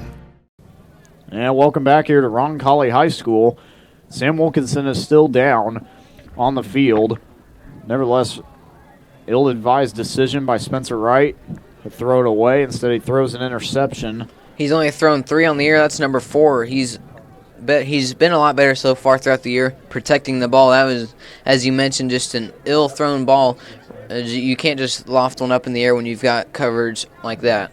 Yeah, number 27, Theory McCormick Messer, there to make the interception for his team and put his team back in good field position with the ball sitting now on the 45-yard line. Western Boone had some momentum going, and right there, actually it was Cruz Washington who went down, so not the team captain, Sam Wilkinson, like we thought. We saw the 6 because Sam Wilkinson wears number 56, so we just saw the last number when Cruz is a big guy, so it was pretty comparable size. No, you hate to see an injury, but this team has so much depth at running back. Guys coming in the third and fourth quarter, still fresh, able to put up points. Well, I've been talking to Cruz all week, and he had been talking about some cramping issues he had been having throughout the week. And also last week, too, it spilled over into this week, so hopefully we'll be able to see him back here. But right now, Scecina with the ball on the 45-yard line, 1st and 10 with its 1:27 to go in the third quarter. Right here, man in motion, and a flag comes out. And we'll see. It's going to go on the defense. That was probably number 32, Josh Benton. Looked like he jumped ahead just a hair early. Draws the flag. Well, now the momentum you can feel is kind of shifted after that slew of events. So right now it's 1st down and 5. Ball's on the 40. And Scecina right there gets a good break. 1:25 to go in the third quarter. Here they go. Shotgun formation. Here's Ayers. Middlebrook in his backfield. Here they go. Here's Ayers looking to throw. He gets it out into the flat. Caught by Tavion. And a nice hit there by Brett Wethington to drop him. Theory McCormick Messer is there to make the reception in the flat. Number 18, Peyton Young, almost brought him for a loss of yards. Instead, he's able to get a big gain. Young's kind of testing out his leg a little bit. Hopefully he's all right. Well, it was a gain of 3 on that last play, so 2nd down and 3. Ball's on the 38, 55 seconds to go in the third quarter. 13-7 the score. Western Boone still on top. Here's Ayers. Quick pass. Batted away by McAtee and Schallenberger. McAtee got his hand on it. He swats away, and he does the Dikembe Mutombo, the Mutombo finger wag. Yeah, both of these guys are about the same size, same athletic level, and they've been having a lot of success just reaching their hands up when they're not able to get to the quarterback. They still get to the ball, and they're getting in his head right now. Right here, Western Boone goes 3 down linemen, and they bring McAtee down, and Josh Benson is also down as well. Now McAtee is going to go out into the middle side. Here's Ayers. And right there, the pass is broken up. Oh, and they're going to call a flag on it. All right, I don't really agree with that one. Stoudemire got there right as the ball was getting there to break it up for Armin Hillman. And they're really going to call this against Cortez Stoudemire. Stoudemire got flagged with a penalty, I believe it was a couple weeks ago against Tipton. And it led to a Tipton touchdown and 90 yards without completing a single pass. So right here we go. 1st down and 10. Let's take a look at this replay really quick. Let's see what happened. This will be at the top of your screen. Right here, he just throws it, and he got there. Yeah, he did have a little bit of hands in there, but he was trying to make a play for the ball, it appeared. Right here on the outside is Middlebrook, and right here, penalty flags are going to fly in. Appear to be holding on Scecina. Yeah, it's Theory McCormick right there who's got his hands up looking around like, what did I do? And they're going to get him with a holding. That was a nice positive gain. Will bring him back now. 36 seconds left in the third quarter. Scecina's knocking on the red zone right now. Yeah, they're just right outside of it, right at the 22. And it's a holding on the Crusaders. That's the second holding call against the Crusaders.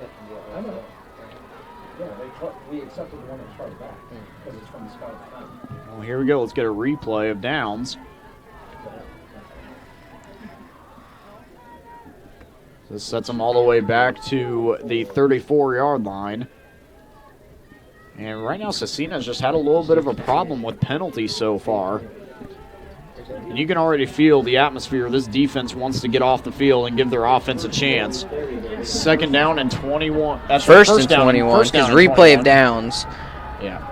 1st down and 21. Ball in the 34. 24 seconds to go in the third quarter. Here's Ayers dropping back to pass. Quick pass out of the backfield. Caught On the outside, that's Armin Hillman again. Number 33, Stoudemire with a nice tackle, keeps him going anywhere after the catch. This does bring it in second down and about 12. We've been calling Hillman and Stoudemire's name all night. Nice battle on the outside by both of those players. And also, Benson and Baker have been holding their own on the far side. Baker's been, he caught the game-winning touchdown last week, and he's been very productive so far. Leads the team with 63 receptions on the year, almost 800 yards, 66 yards per game, 12 yards a catch, and 11 touchdowns. Leads the team with double in that aspect of touchdowns. That's the end of the third quarter here at Roncalli High School. Western Boone up 13-7 off a 2-touchdown quarter coming out of the gate. We're going to take a short break here. We'll be back with more after this. Question. When you walk into the boardrooms of the most successful companies here in Indiana, who do you meet? Answer. Men and women who played high school sports. Education-based high school sports give us more than athletes we can root for. They give us leaders we can depend on. Question. So where will we find tomorrow's leaders? Answer. High school sports. This message presented by the Indiana High School Athletic Association and the Indiana Interscholastic Athletic Administrators Association. And welcome back here to Roncalli High School. I'm Colin Burns bringing you the action tonight along with Nathaniel Finch, being the color commentator for tonight and sports director. And right now Scecina is on the march going into Western Boone territory. They're on the positive side of the 50. On the 25-yard line, setting up 2nd and 12 off the last catch by Hillman. Heavy set left side. Here comes Scecina out of the gun. Pressure's coming immediately. They toss it over, and that screen pass is going to fall incomplete. That was intended for number 21, Tavon Middlebrook, and Wethington had the pressure. They do like to blitz their middle linebackers, get a little bit more pressure on the quarterback. That time it worked as he just gets a free lane to Ayers, and Ayers is off his pass. Well, Nathaniel, we were talking during the break. We were talking about how this is a much different game than it was last season. A lot of scoring, obviously. 48-33 was the final in that game, but a lot more defense in this game. And here they go. 3rd down and 12, all on the 25. Here's Tavon Middlebrook out to the outside, and Middlebrook is going to be marched up immediately, and a flag will fly in at the end of the play. And a holding call against Scecina. Wow, another killer for them.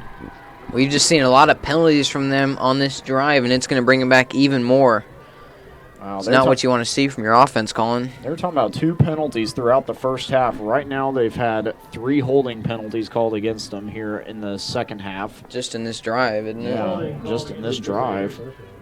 Well, Western Boone's starting to come with a lot more pressure. We've seen that, Nathaniel, with the linebackers. Wethington, of course, and Weekly getting in there to mix it up and really just throw Ayers off. I don't think he's faced pressure like this in a long time.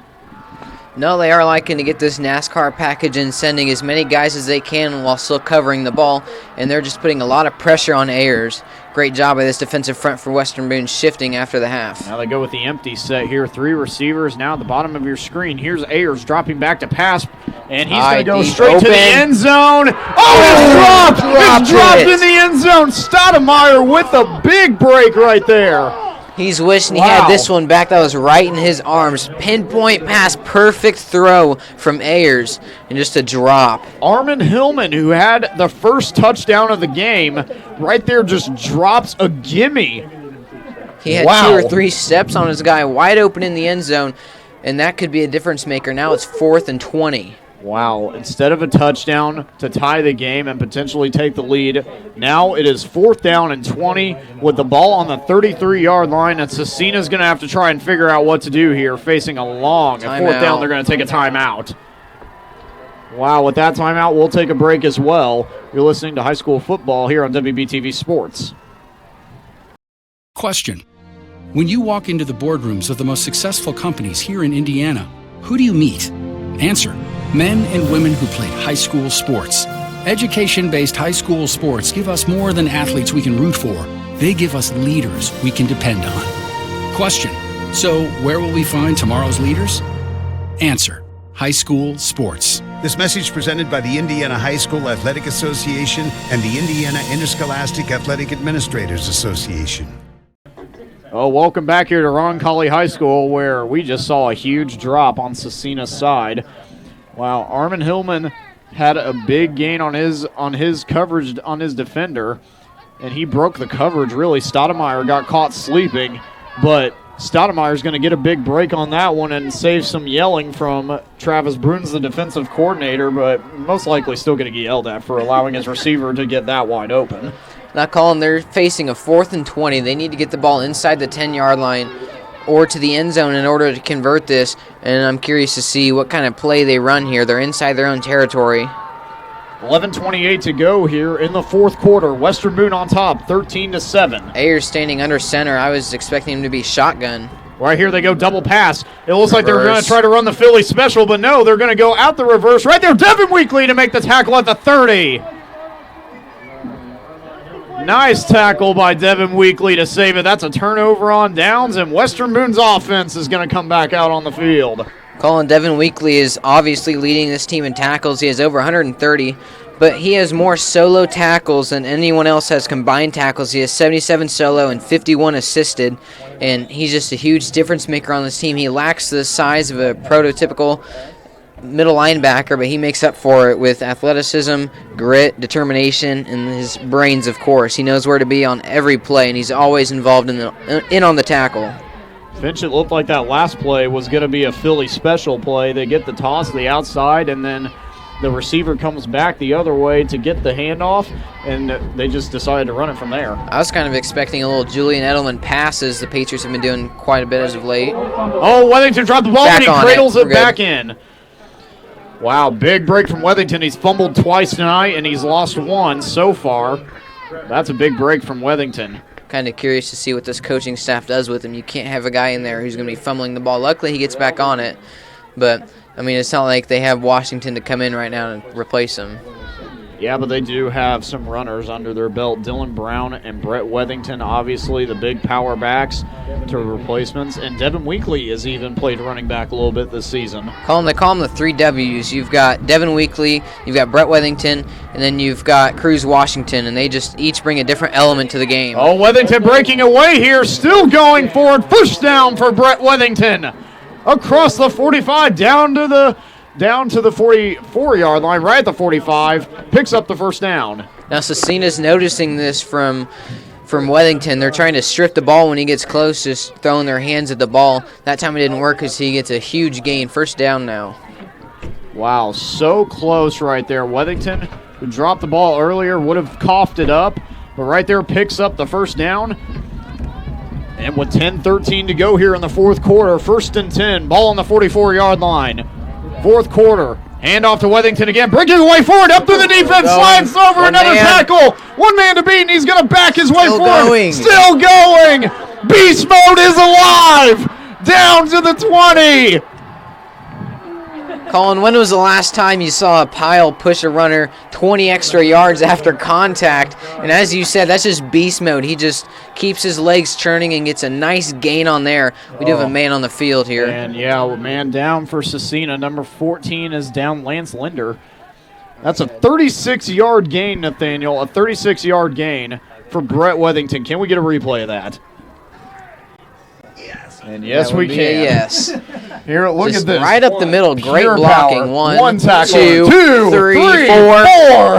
And the pile, he just keeps moving. Wow. All the way down to the 20. Right there, you see Logan Benson flexing a little bit. Since when did Marshawn Lynch become a Weibo star? I mean, they're both built the same. They spend countless hours in the weight room trying to get better, trying to get stronger. And there you can see it. Just that huge play from Weathington. And it looks like Lance Linder is up, and he's going to walk to the sideline gingerly.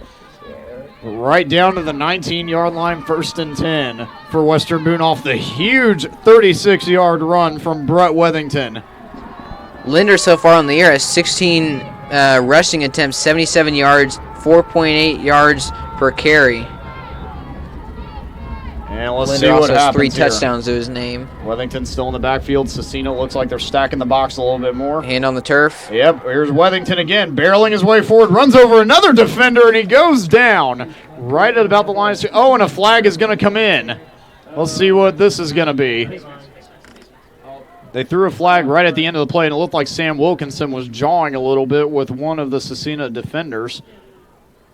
And the official is pointing to both players, so let's see what happens. It's like a personal foul against Western Boone. That's very uncharacteristic of Sam Wilkinson. He's a senior. He's a leader on this offensive line, a team captain, and you don't see that very often from him, as you mentioned. Wow, that's an interesting call there. Wow, they're going to set them all the way back close to the 30. They're going to set them down at the 29. Right now, Bremen's leading Whiting 21-7 in the half. That game started at 8 o'clock, as well as Southridge leading Paoli 21-14 in the half. The winner of this Western Boone versus Scecina game will play Southridge versus Paoli, whichever one wins that game.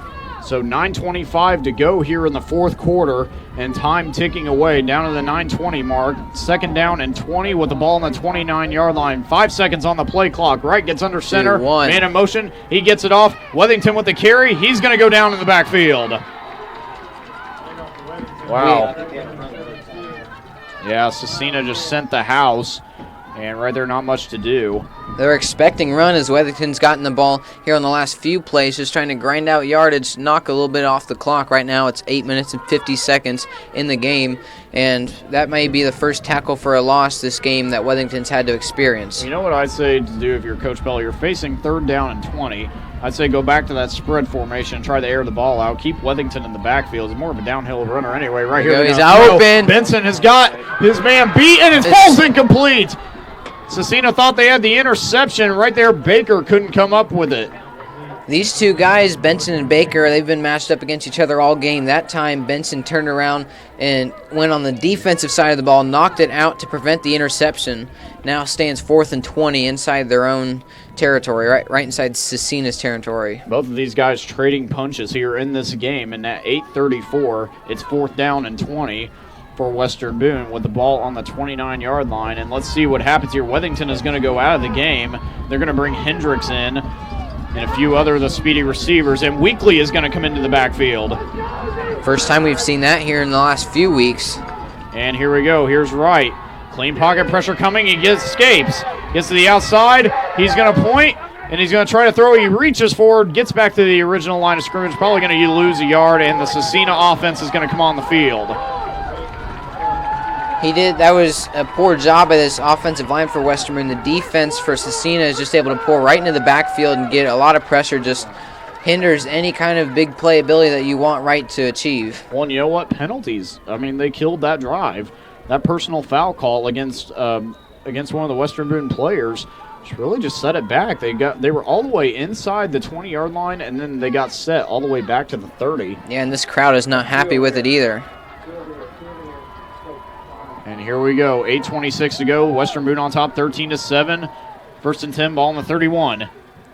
Ayers back to pass, and it's complete. And right there to make the tackle, Stoudemire on Hillman, who dropped the would-be touchdown pass earlier. This defense for Western Boone playing 10 yards off the ball a little bit soft, and that's why these short passes are working. That's why they get 7 yards before he's even touched. Sets it up 2nd and 3 in the fourth quarter. 2nd down and 3 with the ball on the 38. 7:59 to go here in the fourth quarter. 13-7. Once again, another throw and another catch. Right there on the outside, number 27, Theory McCormick Messer with the catch, and Logan Benson with the tackle. That picks up the first down for Scecina. So Scecina going from a long game to a short game. Hey, Colin, LaPel just scored, but so did Eastbrook. Scores 45-14. Eastbrook just dominating all aspects of the ball. They were playing LaPel. Right here, 1st and 10 with the ball on the 47-yard line. 7:38 to go here in the fourth quarter. There's Ayers dropping back to pass. Once again, another short completion out to Baker. Baker sidesteps Benson, and he's going to go down. Out the tackle from Logan Benson again. That was a great tackle from Benson, and he gets another great defensive plays he had here all game. Looks like Baker is going to go out of the game, and in comes number 1, Andrew Payne. Takes his helmet off. He had a problem with his face mask, it looked like. Team lines up in the gun. Here they go. 2nd down and 2. Trips to the top of your screen. 6:58 He's looking to that go. way. Ayers throws, and it's broken up. Nice break up there by Cortez Stoudemire. Way to force a 3rd down. Now they'll be set up 3rd and short. It'll be interesting to see what Scecina does, whether they just want to get a couple yards on the ground and set up with a new set of downs, or whether they want to try to air it out and catch Western Boone off guard. So 3rd down and 2 with the ball on the 45 with 6:54 to go. Crucial 3rd down play here for Scecina. Here's Ayers. He's going to go in the shotgun. That goes 2 receivers out to each side. Baker is in the game at the bottom of your screen, lined up on Benson. Looking his way. Looking his way. He gets. Oh, and he dropped Another it. drop. Another crucial drop by Baker. Wow, he knew he had a lot of space in front of him, and I think he just got his head turned around right before he even caught the football, and that's a problem. We've seen that in the NFL a few times where receivers will just look up the field and before catching the football, and they'll just drop it. These receivers are always looking for the big play. 5-6 yards is not enough for them. They want to take it to the house on every catch, and that just kind of costs them every now and then. You see that? Just a drop, took his eyes off the ball trying to make that big play. And you see Schallenberger urging his defense to get ready and get set and try to go after the quarterback here. Here's Ayers on 4th down and 2. The ball on the 45 with 6:50 to go here. Ayers is going to drop back to pass. Throws it. And it's lost! Turnover on downs. Western Boone takes over. 1st and 10. Another crucial drop back to back. That was by number 27, McCormick Messer, and that's just, you can't have that on this team. That's another drop, another crucial spot where you just need to catch the ball. Some easy, great passes, and these guys, they're just dropping the ball. You can't have that. Now it's, 6 minutes, 45 seconds left in the quarter. Western Boone has the ball trying to knock some more time off the clock, trying to control a time of possession here in the 4th quarter. Up by 6. 6:46 to go here in the ball game. Western Boone takes over 1st and 10. They come out in the heavy wing T set, leading 13-7. Right side heavy. Here's Wethington on the charge forward. Breaks away. Gets up about 8 yards, and he will go down. That's a big gain of 9 yards for Wethington. Just another example. Elijah Phillips pins his ears back looking for the quarterback rather than keep an eye on the run, and he runs right past Wethington. Wethington just inches away from him, gets a nice gain there. Sets up 2nd and short. 6:23 to go, 2nd down and 1. Ball is on the 46-yard line in positive field territory for Western Boone. Here's Wright. Under center with Wethington in the backfield. Scecina going with the stack box formation. There's Kernodle, and Wethington's going to get the carry. Scampers his way forward, up the left side, breaking away. Still breaks away another defender, and he will go down. Picks up a big 1st down run down to the 28. Wow, Brett Wethington has put this team on his back, and he has not stopped. Without Washington in the game, that's what he needs to do, and it's been working perfectly for him. Into the game, coming in here, he's got 11 yards per carry. That's 7.6, excuse me, I was looking at the wrong player. 7.6 yards per carry, and he's just able to churn out yards over and over. That one went for 18 yards. Wethington has just continued to carry defenders and teammates alike on his back. And he is just a train that's on the runaway. Here's Wright under center. Once again, the handoff to Wethington with the call, breaking away forward. Still breaks away. Touchdown, Brett Wethington! Touchdown, Western Boone! Colin right now up. That was 13-7 at the time, and he ran the same exact play that they've been running the last couple of times. You'd feel that Scecina would probably be able to shut it down by now, but instead they're not. They're looking to get after the quarterback rather than keeping their eye on the running back, and there it cost them. Going for 2, as we mentioned earlier, because of that missed extra point, so now they're going to try to put the score 21-7. Smash mouth football is all I have to say about this one. Wethington has been playing flat out smash mouth football. He is just running over the Scecina defense with Washington being out. And now they've gone to the rushing attack. Same with formation, Wethington. right side heavy. This time they go to the outside. Oh, and a penalty flag is going to fly in as Kernodle dives into the end zone for the 2 points. But there's going to be a penalty. It might be a holding. Wait, the call. That last play, Colin, was not designed to score a touchdown. They're trying to run the clock out. All he wanted was a few yards up the middle, maybe get a 1st down. Yeah, it was a holding against Western Boone. So the score will still stand 19-7 with a retry. 5:24 to go here in the fourth quarter. Western Boone has just opened the floodgates and has let Brett Wethington run wild all over this defense. As I mentioned, he didn't play on offense last week. They gave him the day off because of the fact, it wasn't really rainy. They like him in the rain, not here tonight either, but they like to use him ground and pound. They just didn't need him last week. They handled North Putnam, and, he played on defense a little bit, but they didn't need him on offense, and it's really helped him tonight getting that night off. Here's Wright. Weekly in his backfield gets the key block. Pressure. Wright needs to throw it away, going towards the end zone. Hendricks goes up, and it looks like this one is going to be incomplete. And right there, the cornerback talking a little smack to Hendricks as he wasn't able to get up and get it, but Hendricks, nevertheless, has played a key part in this. And right now, that two-point conversion is no good, so the score will still stand 19-7. Still a two-score ball game, Nathaniel. Yeah, it is. 19-7 with a little over 5 minutes. Scecina's got their hands full trying here to get back in the game. Now, as you were mentioning, Joe Hendricks having a good part in this game. Last week, he led the team, doubled in receptions everyone else. 6 receptions, 109 yards, over the century mark in yards, 18.2 yards per catch, and 2 touchdowns. Now, let's take a look at this replay from the last touchdown. Let's get a look at this. Unbelievable run here from Wethington. His routine, right up the middle. Great blocking. Guard Wilkinson pulled, and Wethington lets defenders just slip off of him. He had 2 or 3 guys laying on the ground in his path, just like an earthquake running right up the middle, and just gets a nice little barreling touchdown. Puts him up 2 touchdowns. 5:24 left to go here in the ball game. 19-7 score. Western Boone on top after Wethington has just been on a tear. Huge sense of urgency for Ayers and his team. He better be on point in order to get back in this game. Right there. Peyton Young tees off, and it's going to be returned by 35. See, returns it. Jamison Wellborn with the return. Gets up close to the 35. They're going to mark him down just shy of the 35 at the 34. 5:19 to go here in the ball game. Western Boone on top, 19-7. Ball on the 33. 1st and 10 for Ayers and company. Quick update right now. Eastbrook's leading Lapel 52-14.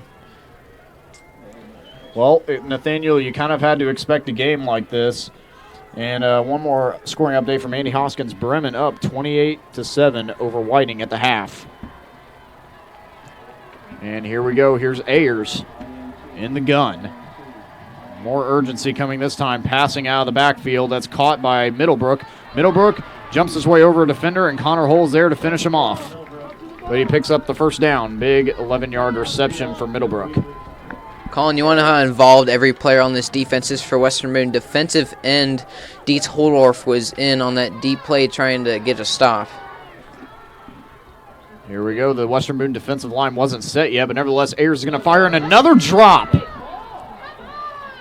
Another drop there by Jaden Barnes. Wow, Scecina's just caught a case of the drops, and it all began with that one drop, which would have been a touchdown. Yeah, Benson right now, that's Josh Benson, the junior outside backer right now, is walking off the field. And Luke Marsh is going to come on the field. And Josh Benson is going to go off. So already Western Boone facing a little bit of the injury bug. Washington has gone down. Now Benson is out. Luckily, Benson was able to walk out on his own power. We'll see if he returns. Schallenberger drops the outside linebacker spot. He hits him as he throws down the field.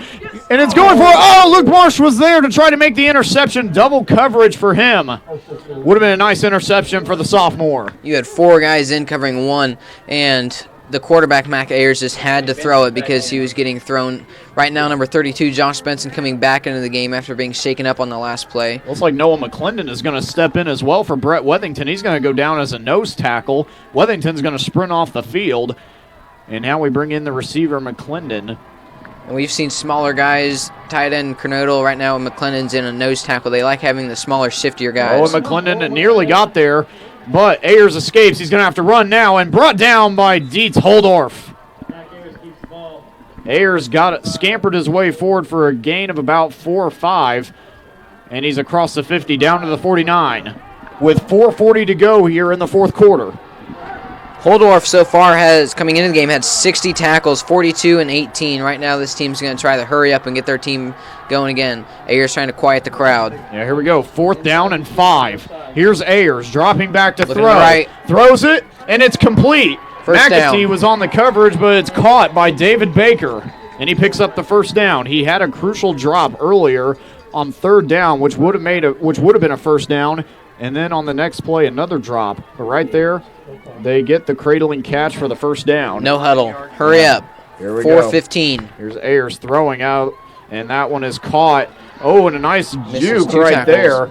That one right there Slammed down by McClendon, the nose tackle.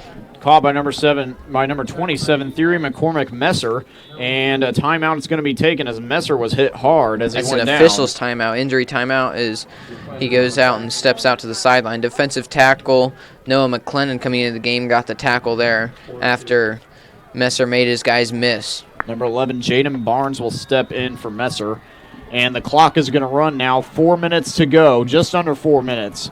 19-7 score. Western Boone on top, up ahead by 2 touchdowns. Oh, and it looks like they're going to get him with a false start. The slot receiver, Jaden Barnes, moved. That's going to set them back, which was 2nd and short. Loss of 5. Here throughout the season, you've seen our slot receiver, Western Boone, with that was number 13, has had a lot of false starts like that. And here, that one goes against Scecina. Well, it was 2nd down and 2. Now 2nd down and 7. Ball is resting now on the 35-yard line with 3:49 to go here in the game. Getting closer now to crunch time. So you're already in crunch time, down 2 scores. And a timeout will be taken by Western Boone. So a timeout here with 3:49 to go in the ball game. We're going to take a timeout as well. Question. When you walk into the boardrooms of the most successful companies here in Indiana, who do you meet? Answer. Men and women who played high school sports. Education-based high school sports give us more than athletes we can root for. They give us leaders we can depend on. Question. So where will we find tomorrow's leaders? Answer. High school sports. This message presented by the Indiana High School Athletic Association and the Indiana Interscholastic Athletic Administrators Association. And welcome back here to Roncalli High School. Coming out of the timeout, Western Boone took the timeout, and Scecina just had a penalty thrown against them. It's 2nd down and 7 with the ball on the 35-yard line on the last play. The slot receiver jumped just a hair. Score right now, Western Boone up 19-7, 2-touchdown game. Very crucial here, pivotal 4 minutes left. Could be the last of the season for one of these two teams, and we'll see who it is. 3:49 here in the ball game. Ayers in the shotgun. He drops back to throw. Coverage on the outside. Ayers is going to have to run. He's getting pressure from behind. And there is Schallenberger to drop him. He's short of the first down, and that's going to bring up 3rd down and short. So they're going to get back to the original spot they were in, maybe a yard shy. It's going to be 3rd down and 3. Schallenberger, so far on the year, has 62 tackles. Right now they're doing the hurry-up offense. Here they go. Here's Ayers dropping back to throw. And now he's got a lot of room to run. McClendon's giving chase. McClendon's going to get there. He throws it away. That should be intentional grounding. And the penalties do fly in. The flags will fly in right where Ayers is sitting. That's huge call on 3rd and 3. We'll see what this is. That's also a loss of downs as intentional grounding. Wow. Good job by McClendon to get there and force the pressure on Ayers to throw the football away. He had him by the waist right as Ayers threw it away. Still trying to figure out the spot of the ball as these officials. It's where he threw it from, and it's lost it down. So it's where he threw it from, and it will be a loss of down. Ayers had plenty of room in front of him to run, but he did not want to run here. He was looking deep, and it cost him. Yeah, I mean, if they marked him all the way back to the 41-yard line.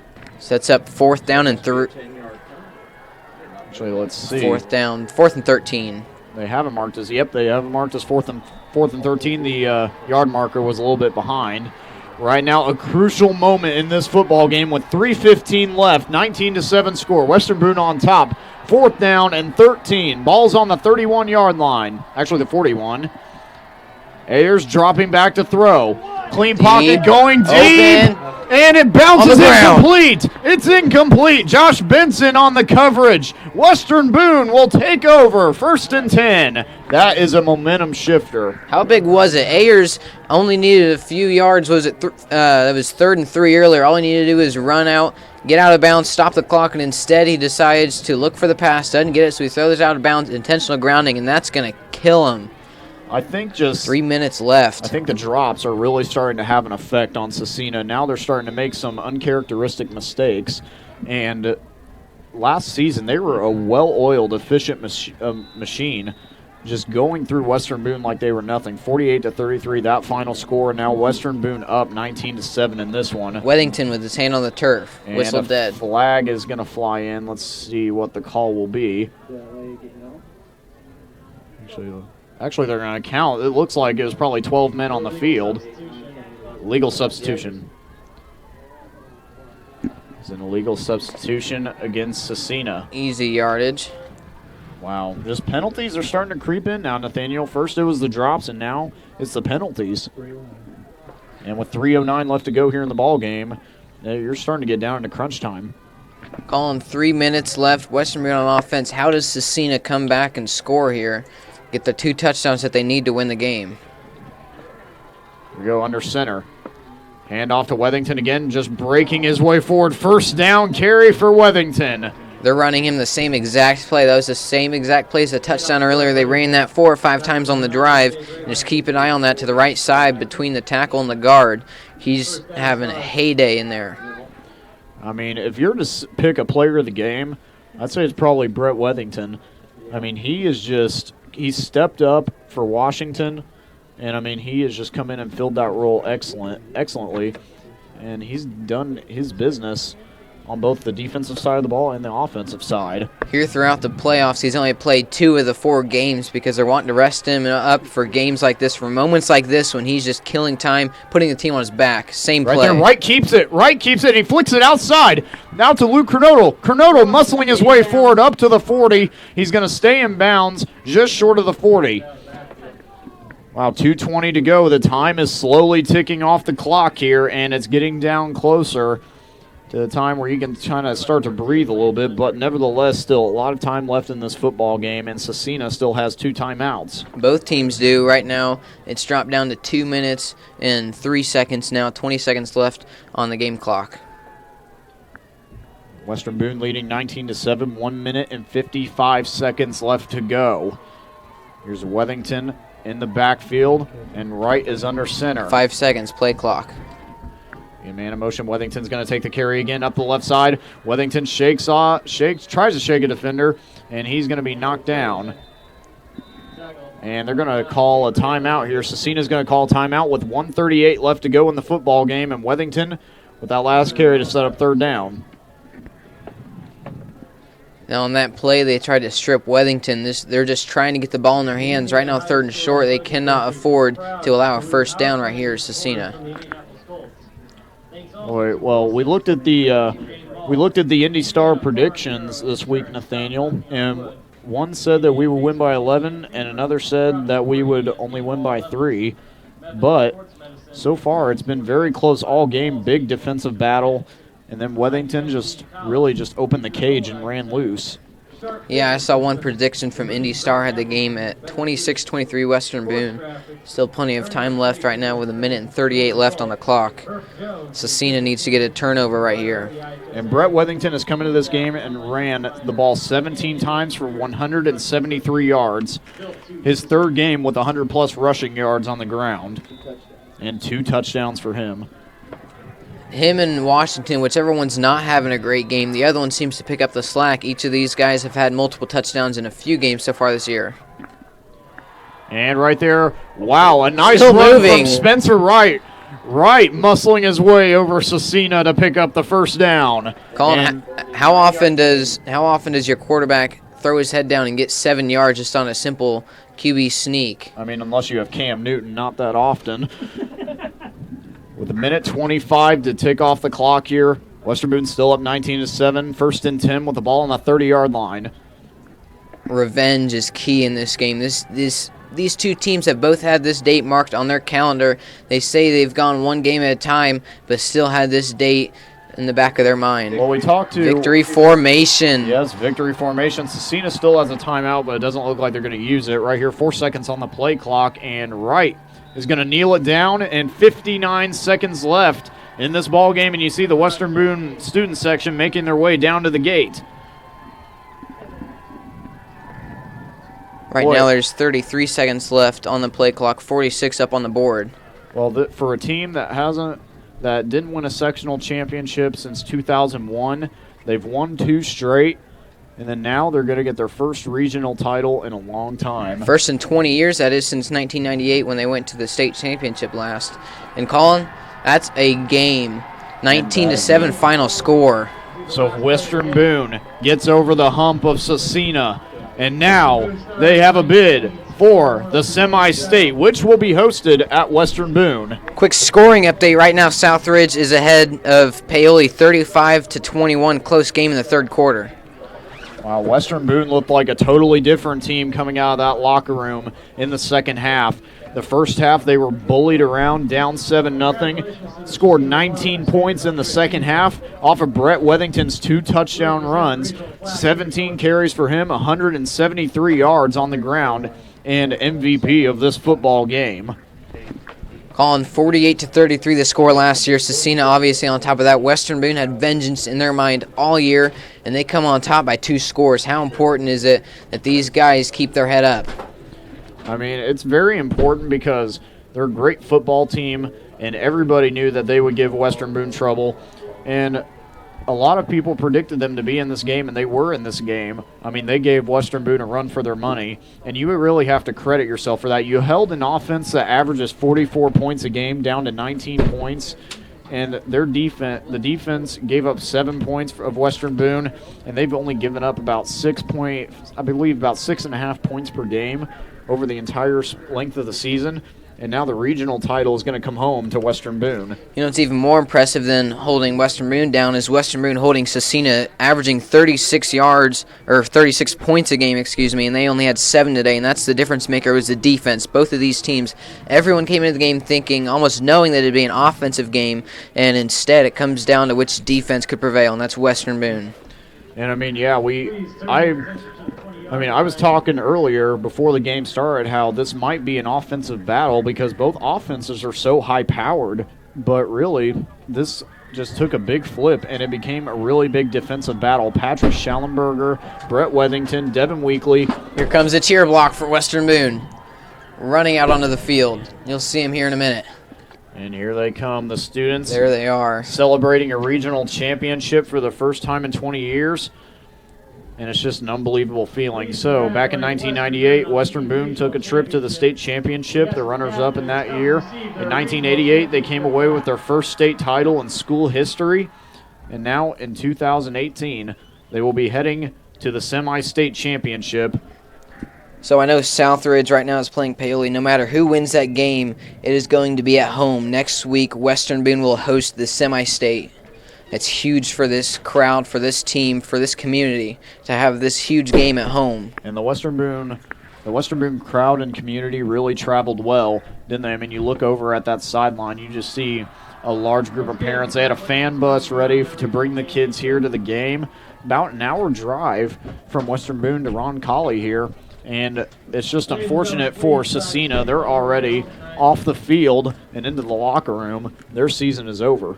Colin, this is the 4th time Scecina's played here at Roncalli. They don't have their own home field, obviously, and they've lost 2 of their games. Their only 2 games have been here at Roncalli. The first one to Roncalli High School here, and then now lost their second and last one of the season to Western Boone. And, well, credit to Western Boone and Brett Wethington for carrying this team on his back after Washington went down with the injury earlier in that, I believe it was third quarter or fourth quarter was when he went down. Yeah, it was closer. I believe it was like the end of the third, but it didn't matter because they had number 16 Weathington just pounding it out over and over. Same exact play pretty much, and Scecina was just not able to stop the tank. Beast mode running right up the middle for score after score, yard after yard, and just going over and over throughout this Scecina defense, just making them look like Swiss cheese, Colin. I mean, yeah, the holes definitely opened up, and the defense really got to the quarterback, Mac Ayers, and the receivers. The receivers for Scecina had a lot of drops, a lot of key drops, I should say. There would have been a touchdown pass earlier in the third quarter, but the receiver fell right through his hands, and he wasn't able to haul it in. And you saw everybody on the Scecina sideline. They raised their hands in celebration, and then they immediately turned to surrender Cobra. That's right, and it's just, I mean, that one touchdown puts them at 14 points potentially. They had 2 first downs that they dropped, another one that would have been close, and that's the reason that they lost by 2 touchdowns. That you can't just have drops here, especially this late in the state finals.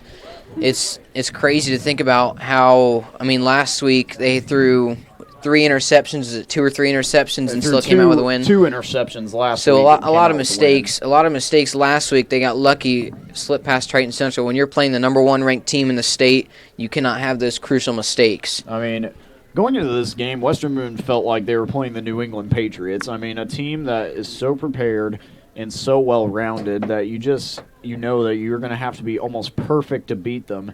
And Western Boone tonight nearly played perfect. I mean, you didn't score a lot of points, but you did what needed to be done, and you really got a lot of breaks. And it just seemed like Western Boone was destined to win this game when the drops started happening. Everyone's hearts were low at halftime, down 7-0, being shut out by this team. They've allowed over 200 points so far on the year, and they shut out Western Boone's high-powered offense. And they were just down in the dumps, being shut out in the first half. They come out 19 unanswered points to come out with a win. It's just unbelievable the changes that these guys can make. And you look right there, Michael Rice and Dietz Holdorf carrying Cruz Washington to the visiting bench over here. And that just shows you the kind of family atmosphere they have, the brotherhood for this Western Boone football team. Well, they couldn't let him miss the trophy presentation. Now that that's over, they're just over there celebrating in the middle of the field, so they're going to give Washington rest at the sideline.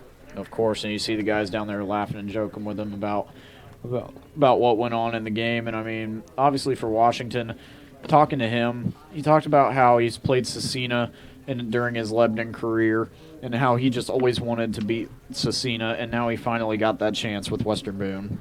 He's got 7 days to get healthy. Hopefully his legs treat him okay here in the next few days before the Friday matchup against either Southridge or Paoli. As I mentioned, Southridge is up right now.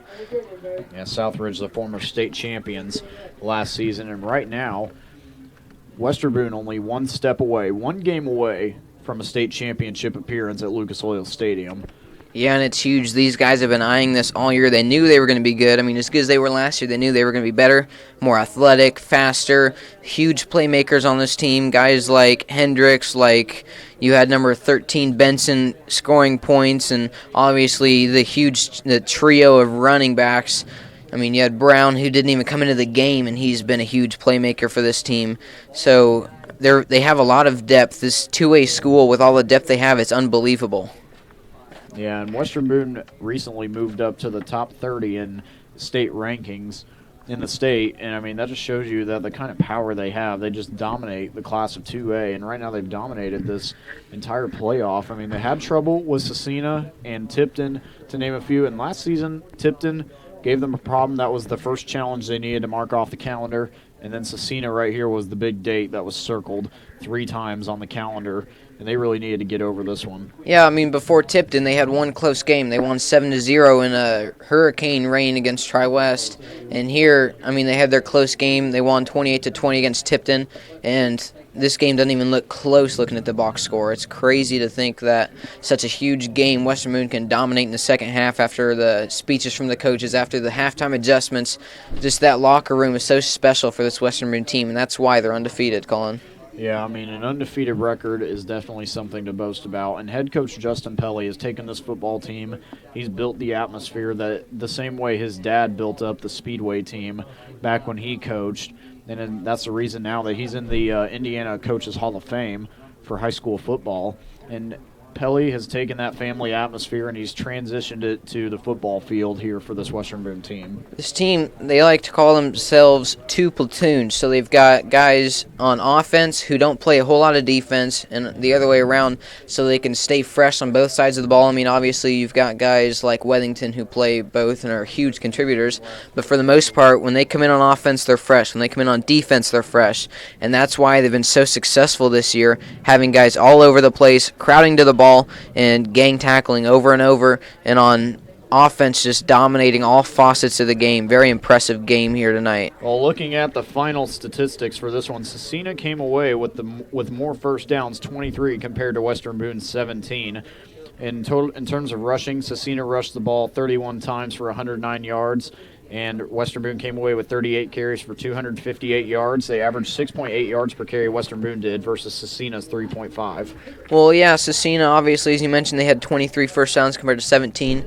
They had more short yardage plays, a lot of first down plays. Western Boone just got a bunch of big plays, and, I mean, they had equal to maybe 30 first downs with all the big plays they had. Here's an interesting stat, Nathaniel. Western Boone threw the ball 9 times and only completed 3.